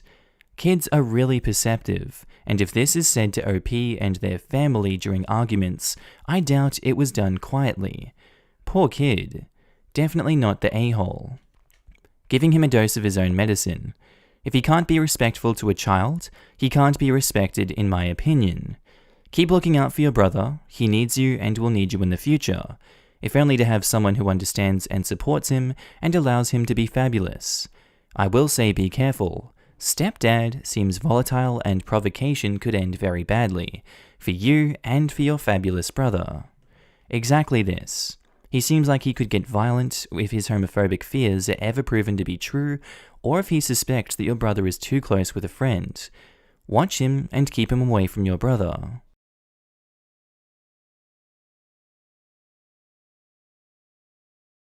Am I the a-hole for telling my obese friend that she should eat less? I'm 17, quite slim, although I don't think I'm underweight, 110 pounds, 5'5", and I have a friend who's 19 who is quite obese. Now, I never made any comments about her body as it can come off as offensive, plus I hate it when people comment about mine. However, for the past couple of weeks she's been making small comments here and there about how lucky it is to be skinny, complaining about not having the ideal body shape, and how my cherries are so small, it must be so easy for me. One time, she also bought a shirt I picked out because I didn't have enough cleavage to look good in that style. Well, yesterday, while we were eating lunch with a bunch of friends, her friends, I don't really know them but I don't mind their company, she told me jokingly that I should eat more so that men can tell that I'm a woman and not a kid. She laughed and some of her friends did too. However, the others looked a bit uneasy. I felt really embarrassed and angry since I find it hard to gain weight and have taken years to actually like the way that I look. So I told her that she should eat less and stop pushing your insecurities onto me just because you don't like that you're obese. She then yelled about how rude and inconsiderate I was to be body shaming her and that I can F right off since men prefer curvy women anyways. To which I said, not with that crappy attitude they don't, before paying for my dish and walking out. Now I'm getting text messages all over the place saying that I shouldn't body shame other people and spread hate after she posted on her social media crying. I don't think I'm the a-hole here, but I could be, so am I? Edit. I checked my weight after some concerning comments and found out I actually gained weight. Although it's still unhealthy, it's something. I did tell her to cut it out most of the time. The other times, I just grew silent and left. And I know what obesity is. Just because I'm underweight doesn't mean I see bigger people as obese. I think everyone's done wrong by each other here, and this is a situation where they've let this continue to fester for a long time and not addressed it, maybe just been passive-aggressive with each other over time. I think that both of their actions are wrong, but I can understand where it comes from because if you build that up so long, you just let emotions fly. The obese friend was in the wrong for starting it, and OP was in the wrong for body shaming her when she was body shamed herself. But everyone seemed to dogpile on OP when she was body shamed first, which doesn't make any sense to me and makes the friend the bigger a-hole than OP in this scenario. So it's everyone sucks here, leaning on I'm siding with OP. Everyone sucks here. You both body shamed each other and are just tearing each other down. Next time, don't give her ammunition for her fire, OP. Even though everything you did say was spot on, she's definitely projecting her insecurities on you. The higher road will always get you closer to the top though. I agree, but I found that in some cases, turning the other cheek is just giving them a new cheek to punch. Sometimes you can take the higher road, but in doing so, you excuse their crappiness. Times like these, I'd have thrown it right back in their face and said, don't dish what you're not ready to take. Very rare occasions though. Well, it also depends on the relationship you want to hold with people. I have a coworker who is unfortunately rather obese. I don't get involved because it's not my life and everyone is on their own journey, but the rather bitter comments I get about my own weight can be rather trying. She tells me I need to relax or loosen up more when I have a salad or decline the office snacks, and rolls her eyes at my going to the gym in the middle of the day. On the other hand, she also throws out remarks about how I'm so lucky with genetics, and my weight and fitness just magically sort themselves out, unlike hers. Outside of relatively limited interactions regarding food and fitness though, she's rather pleasant and a good worker. I also know that everyone else thinks the whole thing is ridiculous on her part, and it all just makes me feel sad rather than offended. In an office context when everything else is fine and not impacting me, I'm not willing to invest the political capital or energy to fight this. If she was a friend and I wanted her to be more considerate, I would probably be reacting differently. But she's just a less than ideal coworker, and those are a dime a dozen. I'll pick my battles. So this kind of thinking I find very frustrating about this subreddit. People think that your only two choices are remaining completely silent or stooping to their level. But the real answer is to stand up for yourself without doing exactly what you don't like them doing. In this example, she could have said something like, "This is my body, and I don't appreciate you making comments about it. It's not up for discussion or criticism. Your words hurt, and if you continue making those comments, I'll reconsider our friendship." She literally doesn't have to say one word about the other girl's body. Sometimes you have to, in my opinion, because it shows them your perspective of their behavior. I don't advocate for stooping to their level, but I do advocate a good slap in the face with reality. Some people don't get it if you try to articulate how it makes you feel, and clearly that was the case with OP. So you show them how much it sucks to be on the receiving end. That's all. Not the a-hole. Your response was perfect, it was concise, and you hit the nail on the head. She's just reacting this way because you're likely right about her intentions behind nitpicking your weight. This exact scenario is why I hate the song All About That Bass, because it puts one body type, being skinny, down to uplift another, curvy and chunky, which is not cool. Anyway, your friend is seemingly quite insecure. If you want to salvage this friendship, I would advise waiting a bit before engaging her in conversation. Posted by user ConfusedDad7181, titled, Am I the a-hole for giving my daughter $100,000 for a house and not giving my son anything? I know the title sounds bad, but please hear me out. I, 55 male, have 2 kids, Anna, 30 female, and Alex, 27 male. Their mum isn't in the picture. I have a relatively high-earning job, so I was able to save up for the both of them to go to college, which amounted to $100,000 for each kid. The thing is, Anna got a full scholarship for college, where both her tuition fees and living expenses were paid for, but I had to pay for my son's education and living expenses with the money I saved up. Both my children knew I had $100,000 for their college education, but since my daughter got a full ride, I told her I'd hold on to it until she either wants to use it for her wedding or a down payment for a house.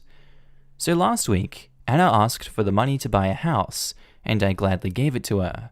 But a few days later, I got an angry call from Alex, accusing me of favoritism and how I'm being unfair. I explained to him that I just gave her the college fund I was saving up for her, which was the same amount as what I've given him for college. He still thinks I should have split the money evenly so it would be more fair. I have no idea how he knew about it, but I think my wife, their stepmom, told him. Anna has since told me that her brother has been calling her every now and then, demanding his half of the money. So both of my kids are fighting now. My wife told me that I'm being a bit unfair, and that the money is tearing the family apart. I told her that it was always Anna's money, and I already gave Alex his share to pay for his college expenses. Both kids are college educated with good jobs, so it's not like Alex desperately needs the money. So Reddit, am I the a-hole? I think that splitting the money would have been very unfair to Anna, who worked hard to get her scholarship. But what do you guys think? Edit, I spent a bit over $100,000 on Alex's education because not only did I pay for his tuition fees, but I also paid for his rent, bills, food, and everything in between. No, Alex got way more than his own free ride through college. Jesus Christ. You paid for everything for that kid and now he's asking for $50,000 on top of that? Talk about entitlement. Alex can honestly go screw himself with a rusty nail. It's honestly disgusting how much of his brain has been torn apart by money because it's obvious that the bloody shopping center is open but no one's shopping. Slap Alex down to reality, get him to see that it's not his money, and move on. Cut him out of the family if he needs to. What a bloody baby, Alex. No. OP, you're not the a-hole. Alex sucks. Not the a-hole. In theory, your son could have $100,000 to spend on his house too if he had gotten a scholarship. He sounds like he's got an entitlement problem, which is unfortunate because you did a lot to set him up nicely in life. My mum didn't even get me a wedding present because she couldn't afford it, and I don't even care because she did a good job at raising me and providing for me. It's a shame your son doesn't realize how good he has it. To extend on that, the son is $100,000 ahead on where he should be without having his college paid for. He doesn't have that debt, so any earnings now can go towards, for example, a house, rather than student loans. Totally true. I think it's so much easier for people to see the value in money that they can spend, aka Anna receiving $100,000 for her house, than money saved that they didn't have to spend, Alex's $100,000 towards college, because the former gives someone control and discretionary power over where the money goes. So it's more than satisfying. I think it's hard because some schools don't give full rides, Some kids just excel more in school, even if they're equally as smart. And obviously, it's frustrating to see your sibling get a boatload of money and you feel like you didn't get the same. I think I'd feel upset if I were Alex, but in the end, he got his money and came out debt-free. And this guy is totally not the a-hole. Posted by user Middle Brother Throwaway 12, titled, "Would I be the a-hole if I drove 400 miles to confront my older brother?" I am one of 4 siblings, 2 boys and 2 girls. We are all between 30 to 42 years old, and 3 of us are married, except for our one middle brother. Middle brother has always had problems in school and socially, and when he got older, it was being able to keep a job and pay his bills. Our mother would always guilt the rest of us into taking care of our middle brother financially once we all moved away. We all agreed to equally contribute so the burden wouldn't fall to our parents who wanted to retire. Our oldest brother always hated this idea and resented middle brother for being able to get away with being lazy his whole life, and blames our mother for lowering the expectations for this one sibling and always calling him her sweet, sensitive boy. The rest of us were never able to get away with the same things the middle brother did, especially older brother, who had to do everything for him growing up. About a year ago, my sister and I stopped equally contributing to the middle brother due to financial difficulties, but didn't tell our oldest brother.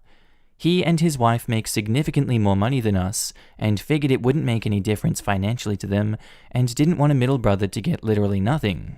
Anyway, during a family Zoom call, our mother casually brings up that her sweet, sensitive boy needs more help than he's been given from his family, and it came out that the older brother is the only one paying, and he blew a gasket.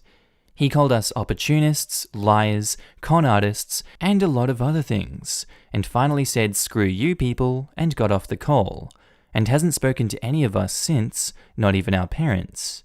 He's missed 2 payments, and the middle brother is freaking out. My parents and I tried reaching out to his wife because middle brother will be kicked out of his apartment soon unless we pay. She makes as much money as older brother, if not more, and can easily pay, but refused. She called us lazy for even asking to go against her husband like that. Now she's stopped taking our calls. We're out of options and are considering driving the 3 states away to confront our older brother into helping his family. My own husband thinks this is a bad idea, and that we should just let the middle brother sink or swim at this point. Before you ask, middle brother was tested extensively years ago and found that he was neurological typical, but sensitive.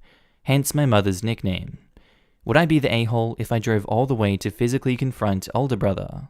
Yes, you're actually worse than your enabler mother if you go after your older brother. His middle brother is not his fault.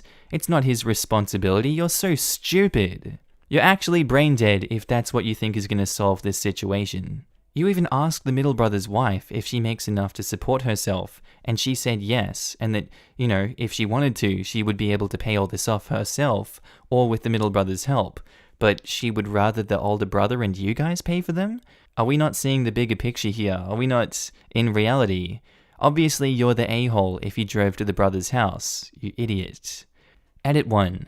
Middle brother did have a job before all of the COVID closings, but it was part-time and never enough for both rent and essentials. 2. I misspoke by saying confront.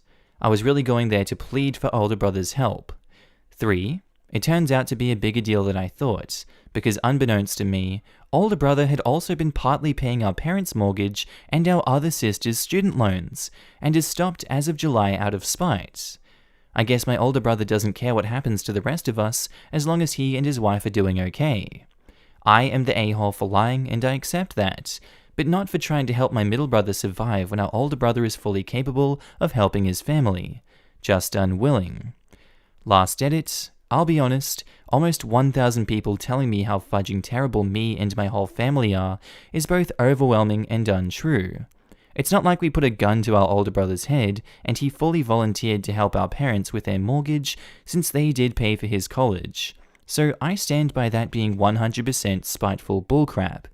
As for my other brother and sister, they can pay their own way. I agree that it's unnecessary. The last thing I'll say, and I know it doesn't matter because everyone's mind is made up, is that if the situation was reversed, I'd be happy to help my family if I had more money than everyone else. But maybe that's just me.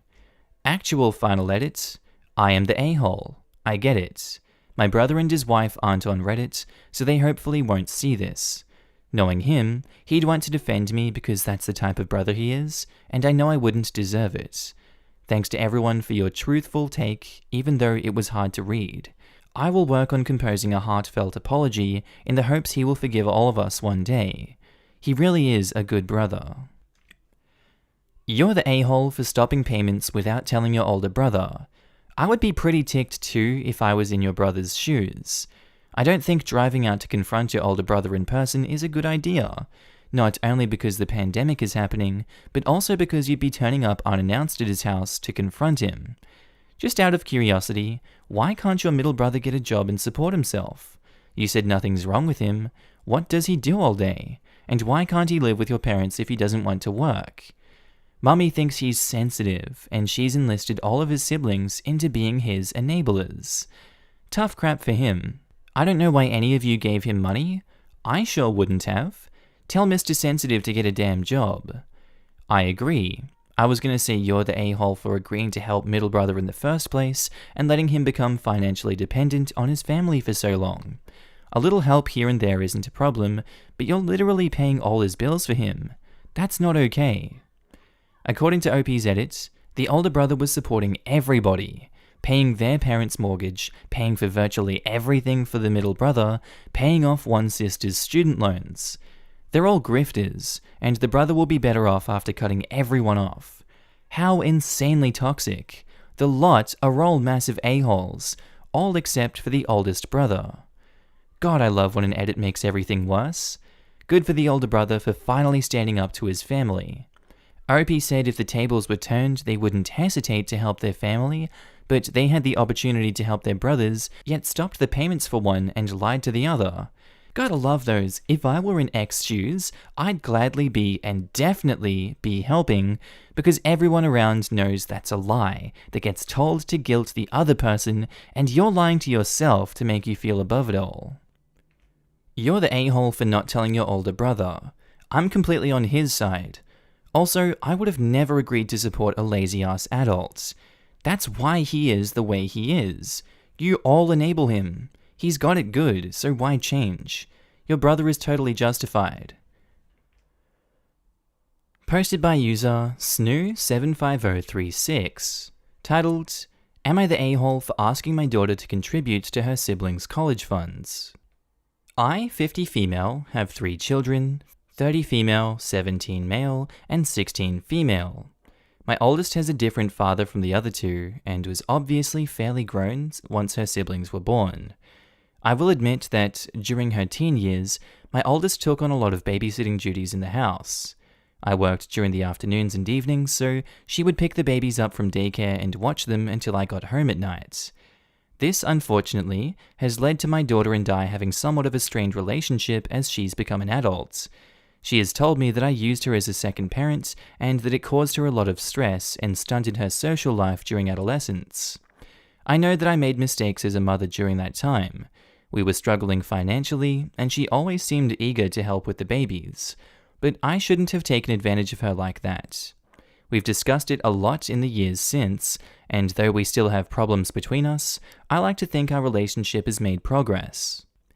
Since graduating college, my daughter has become a financial consultant with an excellent salary. I'm incredibly proud of her and everything she's achieved. As someone who myself never attended college, and who has lived near the poverty line my entire life, it's so rewarding to see my daughter move up in the world. As my younger 2 children have been approaching college, however, I've been beginning to question how I'm possibly going to pay to put them through school. In all likelihood, they'll have to take out heavy student loans. I'd like to avoid this if at all possible, and we all know how damaging student debt can be to young people.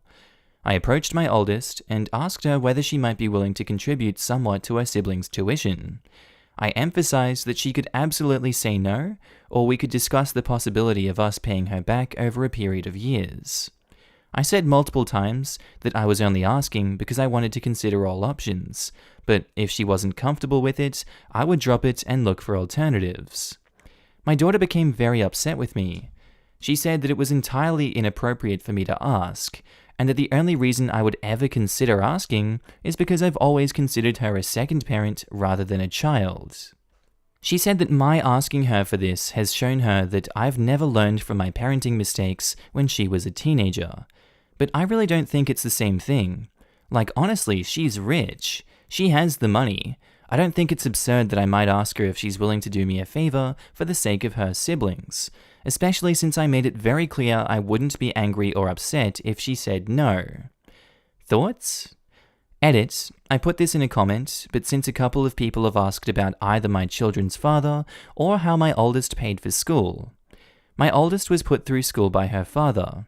He lives across the country and would visit occasionally when she was growing up, though he never had custody. He offered to pay for her schooling as a sort of apology for not being more present when she was young. I don't see him, but they have some amount of contact nowadays. The younger two have the same father. He ran off just after my youngest was born. Haven't heard anything from him since, and I couldn't tell you where he might be right now. The younger two's father just straight up ran off.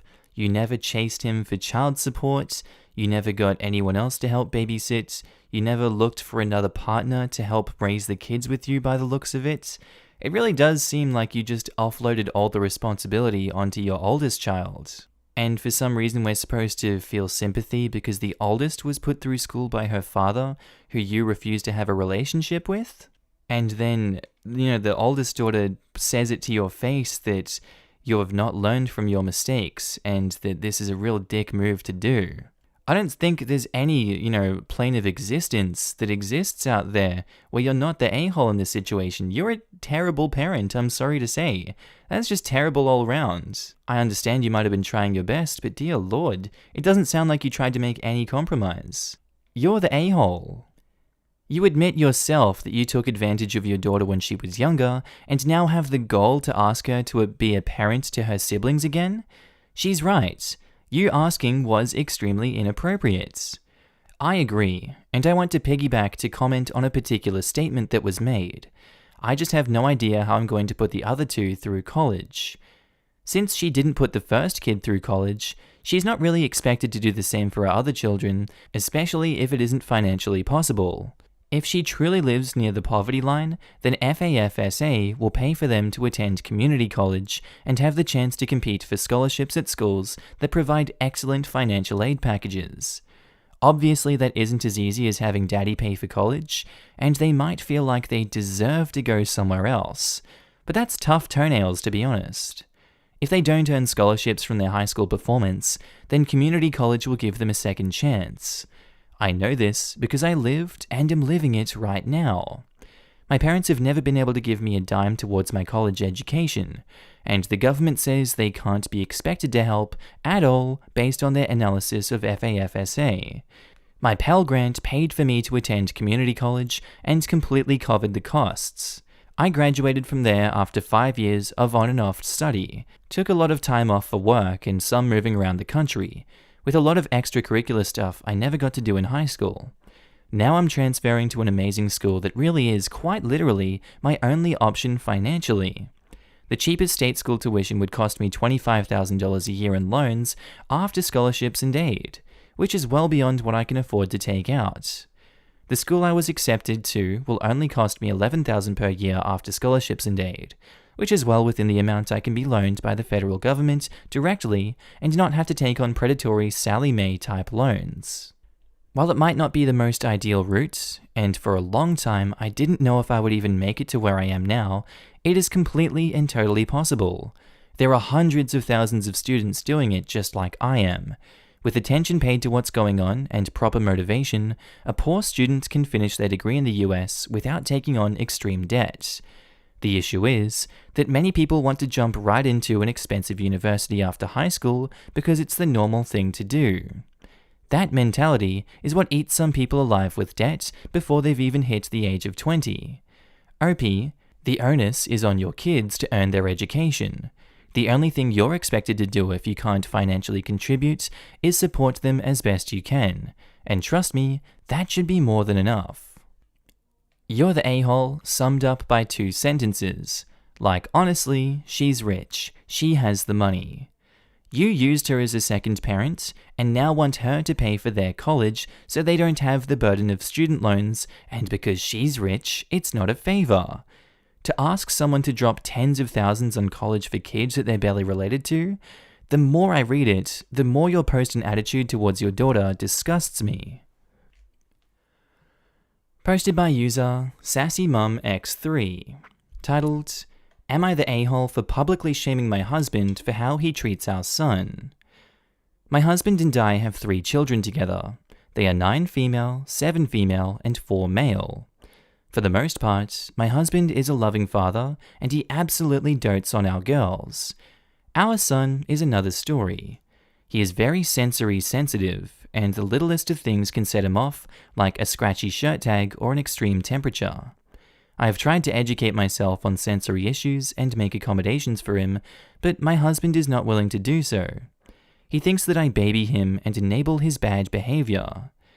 There have been times my husband has insisted that I force our son to stay outside despite his obvious discomfort in the heat, or make him take his shoes off at the beach even though sand overwhelms him. Both times resulted in total meltdowns. Last weekend, we took a family trip and it was a last straw. My husband had our girls in the pool and he was tossing them in. They were laughing and having a good time. My son was in the shallow end with just his lower legs in the water, and my husband thought it would be funny to sneak up behind him and push him into the water.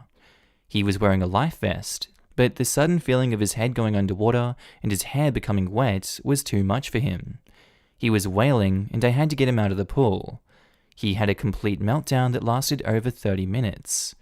I took him back to the hotel room to calm him down, and my husband told me I shouldn't have done that. He said that he will never toughen up and stop being a baby if I keep running to his rescue. He yelled at our son for embarrassing him at the pool and refused to allow him ice cream later on with the girls. I was furious at his behavior, so I got on Facebook and ranted about all the times our husband has favored the girls and made our son feel unloved.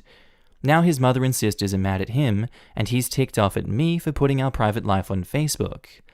Am I the a-hole for publicly shaming my husband on Facebook for how he treats our son? Normally, I would be against airing dirty laundry online, especially when it could just be smaller, normal things that can be, settled privately. But this is pretty much straight up abuse to the son. And wouldn't that father's immediate family at least deserve to know that he is abusing his own son emotionally, physically, psychologically, like in every way it seems like? It seems like this marriage between the two, or this relationship, is really on the rocks, and the father refuses to stop hurting his son. I think it is a dick move to put it online to publicly shame him, but I'm not completely against it. And I do think that it needs to be called out, because maybe that will teach him faster. Everyone sucks here. Your son needs a therapist, your husband needs a therapist, and to stop bullying a 4-year-old, but literally blasting your family on Facebook? Yeah, you're an a-hole too. My 31-year-old son is very similar sounding. Therapy might help, but acceptance for who he is will certainly do more. Of course, which is why I included the husband in there. Therapy is more important in treating sensory processing disorders, especially ones that come with challenging behaviors. Starting young is ideal because they can work on desensitization where appropriate, and his manding, requesting and refusal skills. A lot of these therapies also train parents, so everyone would benefit. OP, everyone is human and we all mess up. Just keep doing what is best for your family. I know you mean well. 25 or so years ago, when our son was first demonstrating these tendencies and issues, there wasn't a lot of specialized therapy available. Raising him had its challenges, but we set looser boundaries than we might have otherwise and let him be him. High school was the worst though, but college was better. He hit his stride at about 25 or so, and now he's happy, married, and making a mark everyone is proud of. Thankfully, it never once occurred to me to force him to do it my way. The father sounds like an absolute jag. OP, please look into occupational therapy for your son. An OT will teach him how to do activities of daily living with his sensory issues. He definitely needs this as he goes to preschool, and it would be super helpful for the schools to know what accommodations he would require. Also, I will go against the grain here, but your husband needs some education on sensory issues. If this was my husband, I would name and shame him too, because sometimes naming and shaming is the only way to teach stubborn and ignorant people, even if it is super cringeworthy. I cannot imagine a parent who is insensitive to their son's disability, not the a-hole. AITA, for someone who is a father to 3 kids, you should be able to find out when your kid is genuinely struggling versus when your kid is doing drama. It is not possible for someone to do drama 24/7, so it is very easy to put 2 and 2 together to find out that your son actually has a problem. Everyone sucks here. Your husband is abusing a neurodivergent child, and you're going to Facebook about it instead of a therapist and a divorce lawyer. If your husband cannot get his crap all the way together and work on repairing the damage he's done to his relationship with his son, as well as educate himself and radically change his behavior right fudging now, you need to leave. This definitely should be the top comment. Her husband is the biggest a-hole here. He's obviously ignorant and unaccepting, and overall caring more about good behavior than his son's mental health. On the other hand, OP's heart is in the right place, but what is she getting out of airing her dirty laundry? All it does is create more drama. It's not going to make him change his ways. She sounds like she's desperate, and it sounds like this has been going on for some time. She was probably hoping for some people to back her up and to show him that everyone thinks he's in the wrong. Pushing their son into the pool was probably the last straw due to how monumentally dangerous it is. My mum always told us to never do that. She said even with floaties or a life jacket on, we can break people's bones or they could hit their head.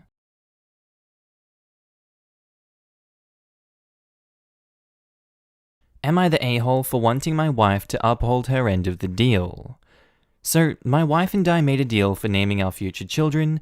For any future girls, I get to name them, and for any future boys, she gets to name them. So, yesterday we found out that we're having twins, and that they're going to be 2 beautiful girls. I still want my wife to uphold her end of the deal. She says that it's unfair that she gets to carry the babies for 9 months and not have a say. Fair enough. Then I compromise that I get to name one of our babies while we both name the other. She doesn't want to do that either. I mean, if we were having twin boys, I'm sure that she would have not let me name them. I know her personality. I'm positive that she would have done that. We made a deal, and she isn't honoring it. I do realize it's pretty small, but I still want her to honor my compromise, which she isn't doing. So, am I the a-hole? This seems like one of those small arguments that can just snowball out of control. I'd say from the outside looking in, on the surface, it's just everyone sucks here in this situation, and you guys should just figure it out. I think you're both a-holes for being as staunch as you are on both of your points. I think a good middle ground would be one parent names one baby, one parent names the other. She's got just as much a say in this situation as you. Please don't let this be the hill you die on, not at the start of these babies' lives. Please. Everyone sucks here. This is such a stupid deal for parents to make. Name your kids together like normal people. Better start learning to work together. That's how good parenting works. Being a united front. What's more important to you? Being right or being happy? I left and came back because I have to tell you this. One time I was driving back from the coast with my children in the back seat. We were in the middle of nowhere, no cell service, no radio. They were bickering as kids do, and I told the oldest, look, you can be right or you can be happy. Right then, the radio kicks on and says, I'd rather not, and then kicks right back off.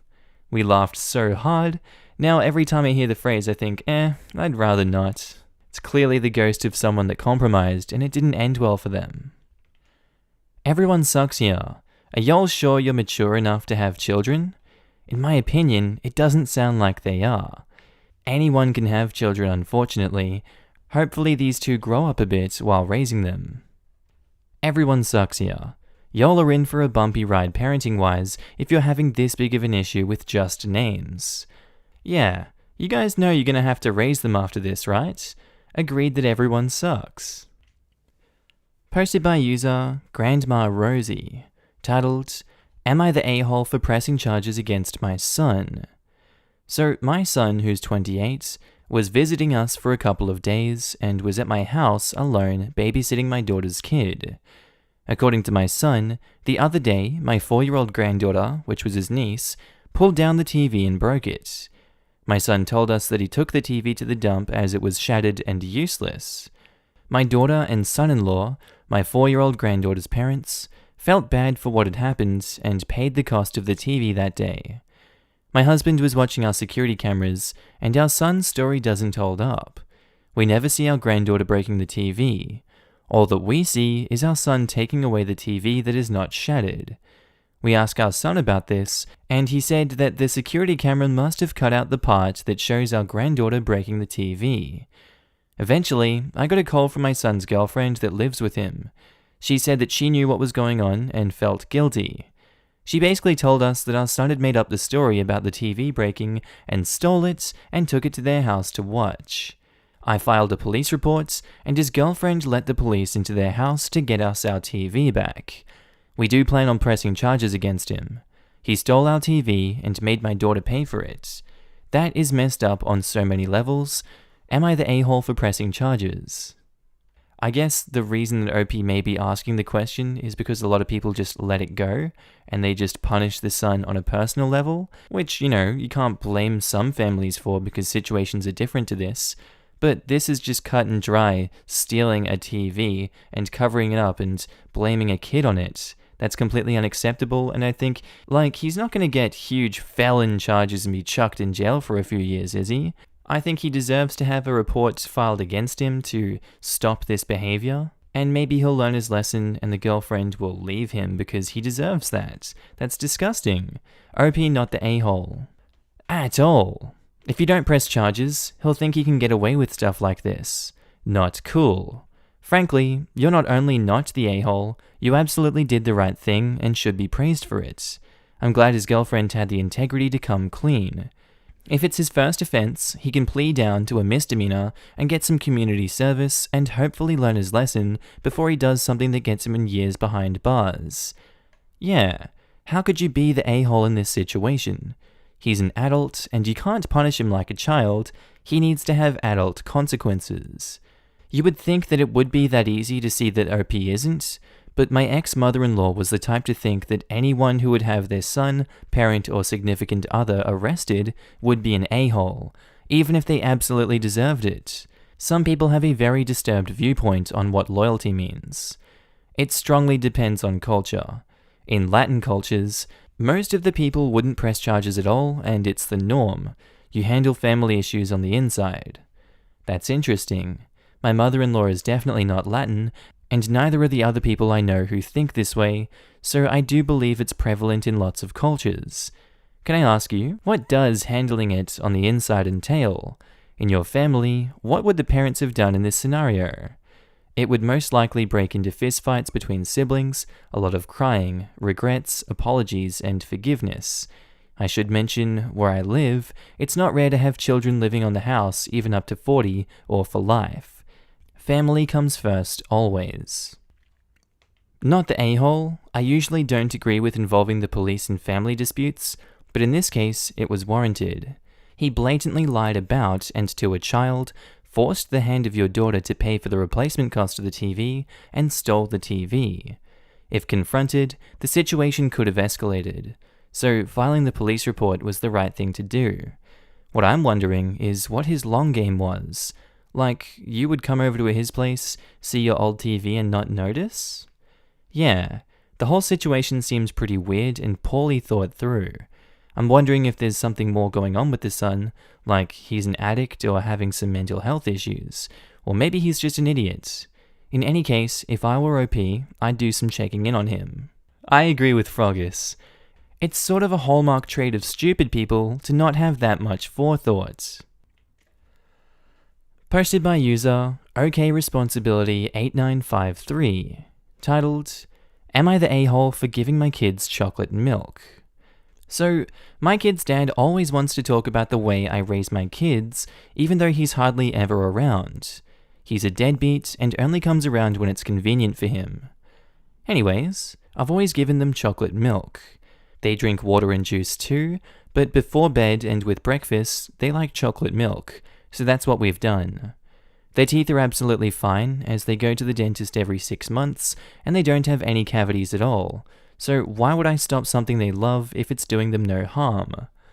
Well, anyways, my children went to visit him for the first time in months, and they wanted milk, and he told them that he doesn't buy that stuff at his house, and they could have Kool-Aid while they were there. My daughter came home with a stomachache, and when I asked him if all they drank was Kool-Aid while they were there, he snapped at me and told me that I was spoiling the kids by giving them the most expensive drink, and that there was way more sugar in the chocolate milk than in the Kool-Aid that he gave them. I don't think it's doing them any harm at all. Am I the a-hole? Edit: the cup in the morning at breakfast is half white, half chocolate, and the one at night is only half a cup of chocolate, and they brush their teeth right after. They usually drink their milk while we watch a movie or read before bed. I just remember getting yelled at as a kid if we drank Coca-Cola or any red cordial drinks. Sugar's just really bad for your teeth, it really doesn't matter. Both of the parents in this situation are giving their kids drinks that are going to have an effect on their teeth, whether they like it or not. So if we're going to put it on that basis, both of them suck here because they're both just as bad as each other, and they're just flinging feces at each other about, oh, you're doing worse, no, you're doing worse, mine costs less, no, you, I hate you. So what I get out of my incessant rambling is that everyone sucks here, and that they should probably just cut down the sugar a lot to save the kids' teeth and gum health. Also, flossing ain't half bad either. Everyone sucks here. Allow me to channel my mother here for a moment. That is too much sugar. Seriously, both chocolate milk and Kool-Aid should both be occasional treats, not daily staples. Exactly. People think chocolate milk is healthy, but it's packed with sugar as well. A treat, not a staple. Actually, chocolate milk can be quite good for you. Yes, it has sugars in it, but most of it outside of the chocolate comes naturally from lactose, which the body breaks down into glucose and used for energy. Milk is also full of protein and vitamin D, which contribute to bone and muscle health. I tell my athletes to drink chocolate milk if they can't get a whole food source of 30 minutes after a workout. Kids are burning everything like crazy, so if they have a well-balanced diet with a little added sugar, having chocolate milk twice a day isn't going to impact their health negatively. This is if it's the only added sugar they are eating, which I'm sure isn't the case here. The juice is far worse than the chocolate milk anyway. Not the a-hole. Anyone that objects to chocolate milk and offers Kool-Aid as a better alternative is a knob. But is sugar right before bed really something you want to do? It's only half a cup, and it's right before they brush their teeth. Not a big deal. Like I said, not the a-hole. P.S. I didn't even know Kool-Aid was a thing anymore. It just disappeared, didn't it? It just went away. Not the a-hole, lol. Chocolate milk is spoiling a kid? I can't. Look, Kool-Aid, even watered down, is a horrible thing for a kid to drink. Do you guys have custody orders, or are you just letting him play dad at his convenience? If no orders are in place, I would let him know that as the sole custodian and parent for your children, you will decide what's appropriate for them to have at your house. We have an order, but he skips his visits all the time. Occasionally, he decides to follow it. It's a pain, really, because I have to have them ready on Friday for him to not show. I'd take him to court to have the orders revised, honestly. Custody arrangements are for the best interest of the child, and this is not their best interest. It's debilitating for a child to wait around for a parent that never shows. My husband said the same thing about his mom. Sometimes she would show, sometimes not. He said he couldn't make plans with friends because he never knew if this was going to be the weekend she would show up. Posted by user Confucius1234. Titled, Am I the a-hole for convincing my parents to make my sister finish high school? Throw away because this will be obvious on my personal. I, male 17, live with my sister, female 16, and my mum and dad. Very recently, my sister has gained about 20,000 followers or so on TikTok and has managed to gain a few sponsorships equivalent to around $500. This, of course, made all four of us extremely proud of her. However, because of this, my sister has floated with the possibility of quitting high school to focus on TikTok and social media full-time. My mum and dad both actually want her to do so because they've heard about the millions people can make. Of course, this made her extremely happy because she'd quit high school to do something she likes. but any sensible person, I think, would say this is a terrible idea. I couldn't let this happen, so I sat down with my mum and dad and showed her a bunch of statistics on how hard it is to really make a living off of social media, which thankfully changed their minds. I feel kind of bad because I may have robbed her of some happiness, but I have no clue. I think lots of people have lots of different judgments on a topic like this.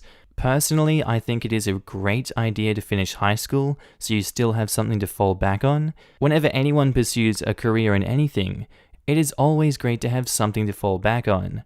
And if she doesn't have that high school degree, and she wants to get a job somewhere, or she wants to study at university, she's going to have to take a few years out of her life to go roundabout and finish all those when she could just do it now, while also focusing on TikTok if she'd like. And if TikTok falls through, at least she didn't deviate from that path and have to spend a few years catching up.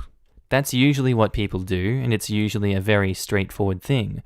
Obviously, there's some that get immediate amazing success, just jump straight out of high school, and all of a sudden they're on a bloody Disney show or something like that. I'm looking at you, Levi Miller, you lucky bastard. You got that role as Peter Pan in 2015, and I'm so proud. I had to finish high school while you just like, I'm done, I'm out of here. Yeah, look at me, Markee, going to school with someone famous, haha. Not the a-hole. This was a very poor decision on her part to not finish high school to focus on social media. If something goes wrong with TikTok, she's out of luck. You're not a bad person for doing this because you care for her. It just got frickin' banned in my country, smiley face. Looking at you, India.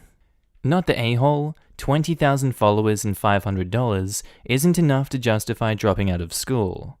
Like, no offense, but this is really like chicken change. Also, with a lot of influencers, you might need to spend a lot of money on things, and a job is normally required for that. It's hard to find a job without a diploma, so unless the parents want to finance a lot of things, she has to finish her high school. I see you pro beer NB. Exactly. Create a YouTube account and start reading Reddit AmiTheA stories, and you'll have those followers in a few weeks. More like 2 years. Not the a-hole. Even if this social media thing works out for her, a high school education is the minimum of what you should do. Or at least get her GED. Social media fame most likely won't last forever. Even if it gets big for a while, people will move on to the next thing. She should at least get a high school education. Crap, she should go to college and take classes in social media and business management. This. People act like being social media personality isn't a big job. She needs to finish high school, go to college, and get a marketing or business degree at least. Be able to run your own business. Use that money to improve yourself. It's only a job if it actually pays the bills. I'd be worried about not having health insurance, but I guess the sister in the story will be able to stay on her parents for a bit longer. Also, I'm now wondering if social media personalities and influencers report their earnings on their taxes. Yes, they do. They have to, or else the taxman comes at you with a big bill, and possibly a jail sentence. And I'm not sure if you do need to get a marketing or business degree. I mean, for sure it does help, but I don't think it's necessary. Posted by user Internal Captain Koj, titled, Am I the a-hole for taking away the car my brother paid half for? I'm a 21-year-old female, and my brother is 17. We'll call him B. The shared car between B and I broke down. Likely broken because someone was revving the engine too hard and too often. B admits to trying to race in it. It drove perfectly fine before COVID, where I was mostly the only driver. Then B took it out over the next 3 months, and when I tried to drive it again, I realized how messed up it was. He gets off with no consequences, there's a spare car for him to use, and he doesn't want it. I declared that I'm buying a car for myself. My parents don't believe I'll find anything worth buying. They ignore my whole searching process. B, being a teenage boy, is extremely excited at the prospect of a new car. He knows more about cars, so I enlist him to help me. We come across a good deal. B isn't allowed to buy a car, as per my parents' rule, since he's too young and has no major requirements for a car of his own. My parents believe that if they let him buy a car, then he has free range to use it, which is fair. They don't want him kicking around and causing trouble or racing. It's agreed that if this prospective car is suitable, I buy the car. However, I'm female. Guys tend to not get ripped off as much, so B contacts the seller and deals, sets up a time to check out the car. We check out the car, and it's just about everything I'm looking for. Everything is in great condition, very good price, parents are stunned, and we finalize the deal. B swoops in and pays half. I pay the other half. Our original agreement didn't occur to me at the moment. I tell him if I move out or decide that I need the car, I'll pay him back his half, and he agrees. My credit card has a limit, so Dad uses his card to pay insurance, pulls out money from B's bank account, doesn't listen when I tell him to take money from my account. Now, since the insurance money came from B's account, he owns more than half the car. It's been 2 days, and B has already taken the car out to the local high school race spot. No proof that he's actually raced with it yet, but he keeps insisting that we add racing mods and whatnot to the car. We specifically agreed against this, and he's not even supposed to be allowed to own a car. I'm ticked. My parents want nothing to do with it. They've since ignored their no buying your own car before 20 rule, even though myself and my older brother have suffered through that. I offer to pay back the amount B has paid, plus some for contacting the seller. B yells at me to get out of his room for even considering it. Parents say I'm the a-hole for trying to take the car away from him. Older brother says I'm not, since B is the one who broke the shared car in the first place. You know what, this is just a learn from your mistakes situation here, and where you slipped up, OP, is when you let him pay half of the car during that transaction. I don't know what happened there, you kind of just put it in, and you didn't give us an explanation, and then things just got messier, and more money ended up not being yours to pay for insurance. It's a really messy situation. I'd say because of all these mistakes, everyone sucks here. And that, I think you know what you have to do to solve this situation. You're going to have to be an a-hole to take the car off your brother. He loves racing, and he can do that on his own dime when he's 18, and he can afford his own car without your parents, getting in the way of it all. Everyone sucks here, but I have so many questions. 1, why would you let him go halfsies if you have the whole amount? 2, why would your parents not bother about the young boy can't buy rule when he paid? 3, that rule about girls getting ripped off. You're 21. Don't fall for this BS. Women have bought cars on their own without getting ripped off and survived. Shocked Pikachu face. 1, everyone was so excited about the new car, and I was so used to the idea that I'd have to share a car with him that I didn't question it at the time. It's obviously this dumb moment that got me into this situation. 2, he's pretty much weaseled his way out of each of the rules that my parents have set. At this point, I don't think they even realize. I told them, but they don't seem to care. 3, well, I don't disagree with you. It was a failsafe. If my brother hadn't contacted the seller, I would have made a male friend do it for me. Because it does happen, and it happens often, especially where I live. It's like how walking around by yourself at night doesn't mean you're going to get automatically jumped, but you can choose to avoid the risk. As a woman also, women get ripped off more than they realize, but don't always know any better. I've had dealers or sellers tell me something, and then tell something separate to my brother when we go separately, who is also a mechanic. One even straight up lied to me, and when I confronted him about it, said I must have been mistaken or remembered wrong. So it's not something that happens to every woman, but it is typically very easy to immediately tell if someone doesn't know much. Everyone sucks here. Your brother sounds like a little crap, and your parents sounds like little craps too. You know he broke the first car. You know your parents won't allow him to have a car, so he'd only use this new car for the same thing he did to break it last time. So why on earth would you allow him to pay for half of the car when you knew full well you'd only have a repeat of last time? You brought this on yourself. He owns half the car, so you're the a-hole if you take it away from him without buying him out.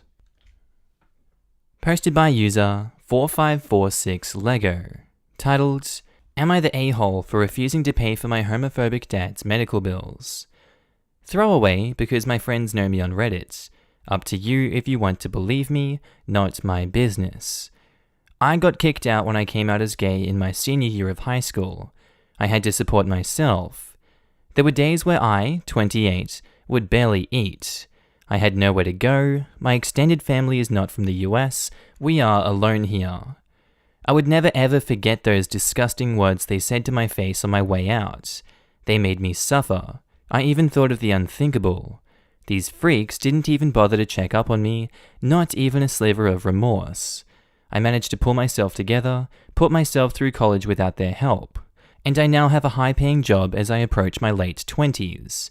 I've never heard from them until I received a call from my mum, who begged for it from someone in my Facebook friends list. She was crying, hysterical that my father could die and they don't have enough money for treatment. I said to her, why not ask my straight homophobic brother, 32, for money? If he can't afford it, better pray for a miracle. You don't want to take any help from the devil, remember? I've never thought about them for almost a decade, and they suddenly come begging? The nerve! I was filled with rage after hanging up. Everything bad that happened to me after being made homeless, it all came rushing back. They chose their religion over me, and in doing that, they effectively killed their son. The son that loved them and begged for their love is dead, and he will never come back. I'm filled with anger even as I type this. Am I the a-hole for returning everything they've done to me? I'm gonna go with no. You're not the a-hole at all. That's disgusting that your family would just leave you to be homeless like that, and I cannot blame you for being as angry as you are and being filled with rage. I do think that you may need help letting go of that rage in time. It's not something that does just go away, it kind of just fades, but it's always going to be there. But in regards to your father, you have no obligation to pay for his surgery, for his treatment. You have no obligation to your family, and you need to just cut them off again. They managed to get into your life, just cut off that avenue. They don't deserve your money, they don't deserve anything from you at this point, and you keep doing UOP. Not the a-hole. Give the money to a homeless trans person and pay it forward. They kicked you out, they don't want anything to do with you. Way more people more deserving need that money, especially right now. Thank you, I might just do that to feel better. Simmer down from the seething anger, and help someone who was as helpless as I was. This would be a beautiful outlet for it. Bring good from their hate. Not the a-hole OP. Be proud of yourself for making it this far without their help. They don't deserve you or your money and help. They never bothered to think about you, only when it was convenient for them. Well, now you don't have to think about them either. Just continue to live your life the best way you can. Help those who are in situations like you, and support those who deserve it. Congratulations, OP. You are a better person than any of these people claim to be. Not the a-hole. People can't treat others like crap, then expect pity when things get bad. Doesn't matter who they are. Don't let this stir up bad memories and put you in a bad headspace. Yeah, but family. Ugh. Not the a-hole. If they didn't try to contact you all this time, they don't care about you. They just want your money. Side note, I'm sorry you had to deal with that. I'm glad you found a way to get past it. Just keep doing you and know you aren't alone out there. Posted by user Snoo99332. Titled, Am I the a-hole for not telling my parents how to read my diary? I am 15 female and I have a diary, and to prevent my older sister from reading it, created a new alphabet to make it even harder to decode. It's not just the Latin alphabet that looks differently.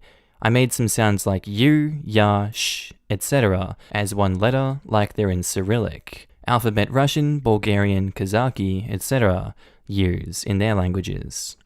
Well, my parents were snooping in my room and found my diary, and are demanding I tell them how to decode it so they can read it. They are saying that I need to share this with them, and I can't have secrets from them, and I'm under their roof. I eventually got sick of it and told them to frick off. They sent me to my room, and I'm here. They are trying to decode my diary, which I doubt they will, but frick, this sucks.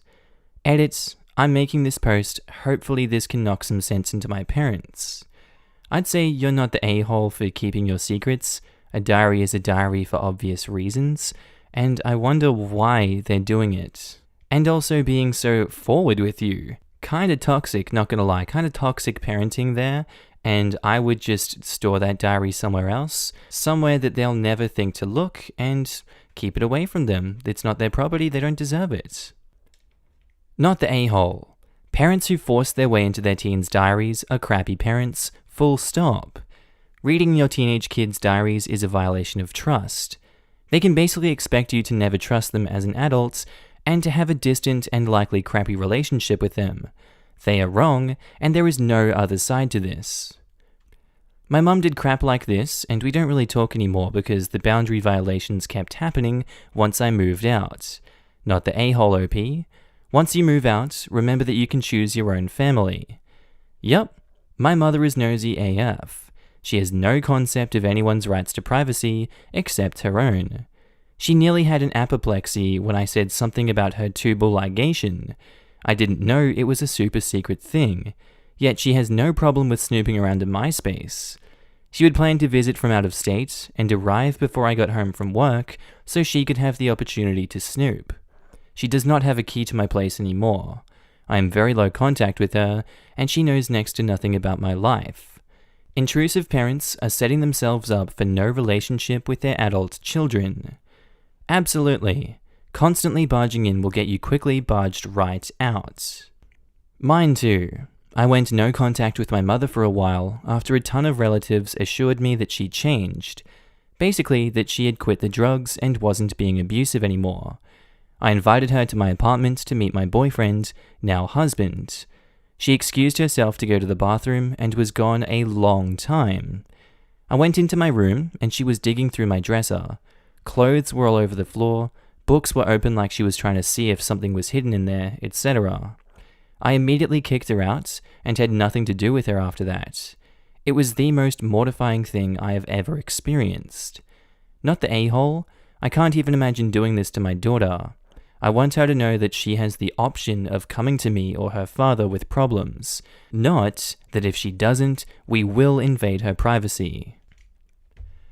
Posted by user RAThrow69, titled, Am I the a-hole for photoshopping my sister's tattoo out of our wedding photo? Recently, I got married, and due to obvious reasons, it was a small family wedding outside. We didn't hire a professional photographer, so I wound up taking on the bulk of photo editing. My sister, who was my maid of honor, has a tattoo on her arm of the two godparents from Fairly Odd Parents 69ing. She has many other tattoos that are more normal, but this one is super weird, and I didn't want it in my wedding photos. I had previously asked her to cover it up, but she refused to, so I photoshopped it out. I didn't Photoshop her other tattoos out because they weren't disturbing. She says this was disrespectful and uptight of me, but I think it's okay not to want that tattoo in your wedding pictures.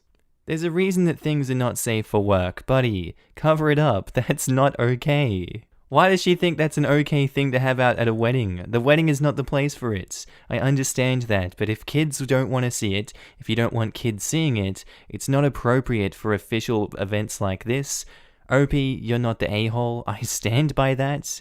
I certainly would be mortified if someone was so steadfast on having that. I'd be like, do I even want you at the wedding if you're going to do this? Not going to lie. Your wedding, your rules. Not the a-hole. I was ready to call you the a-hole until I read the description of her tattoos. You're not an a-hole for not wanting a graphic depiction of cartoon sex in your wedding pictures. My exact thought process as I was reading, title, yes, a-hole, has a tattoo on her arm of the two godparents from Fairly Odd Parents. Okay, that's a weird tattoo, perhaps a little immature looking, but not harmful and still the a-hole for photoshopping it. 69ing. What the hell? Not the a-hole. Yep, went from, of course you're the a-hole, to not the a-hole in record time. Not the a-hole, but this is hysterical. I don't think any of us want to see Cosmo and Wanda like that. I'd just like to know the thought process that made this the answer to, you know what I'd love to have on my arm for the rest of my life? Exact same. How did this come about? Was my second thought after, what the hell?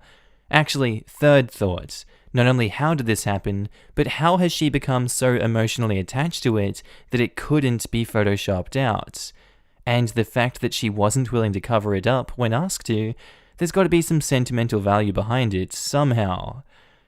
My dead grandmother drew that for me on her deathbed. What's wrong with you people? call me a prude, but making sexual cartoons of a children's cartoon is creepy. Alright, and I think that's where we're going to leave today's episode, guys. I really do hope you enjoyed the content today. If you guys loved watching it as much as I loved making it, I would love for you to subscribe to the channel already if you haven't. Tell me what you thought of it down in the comments below, maybe like the video, who knows. I'd also like to take this time to thank my awesome Patreon and channel members. Without you guys, I don't know what I'd do. I'd probably be homeless on the streets of Ireland, crying, Irish dancing all over town. It would just be a mess. But no, for real, you guys are up on the screen now. Thank each and every one of you guys. And if you personally want to join the club yourself, there are links down in the description below. There's also the join button next to the subscribe button. Small monthly fee, but hey, it goes a long way to help me create more awesome content. Well, with that said, guys, I hope you do have a lovely day, night, sleep, evening, day at work, day at school, whatever you're up to. I hope you keep awesome today. You're looking amazing, and I will see you in the next video. Bye.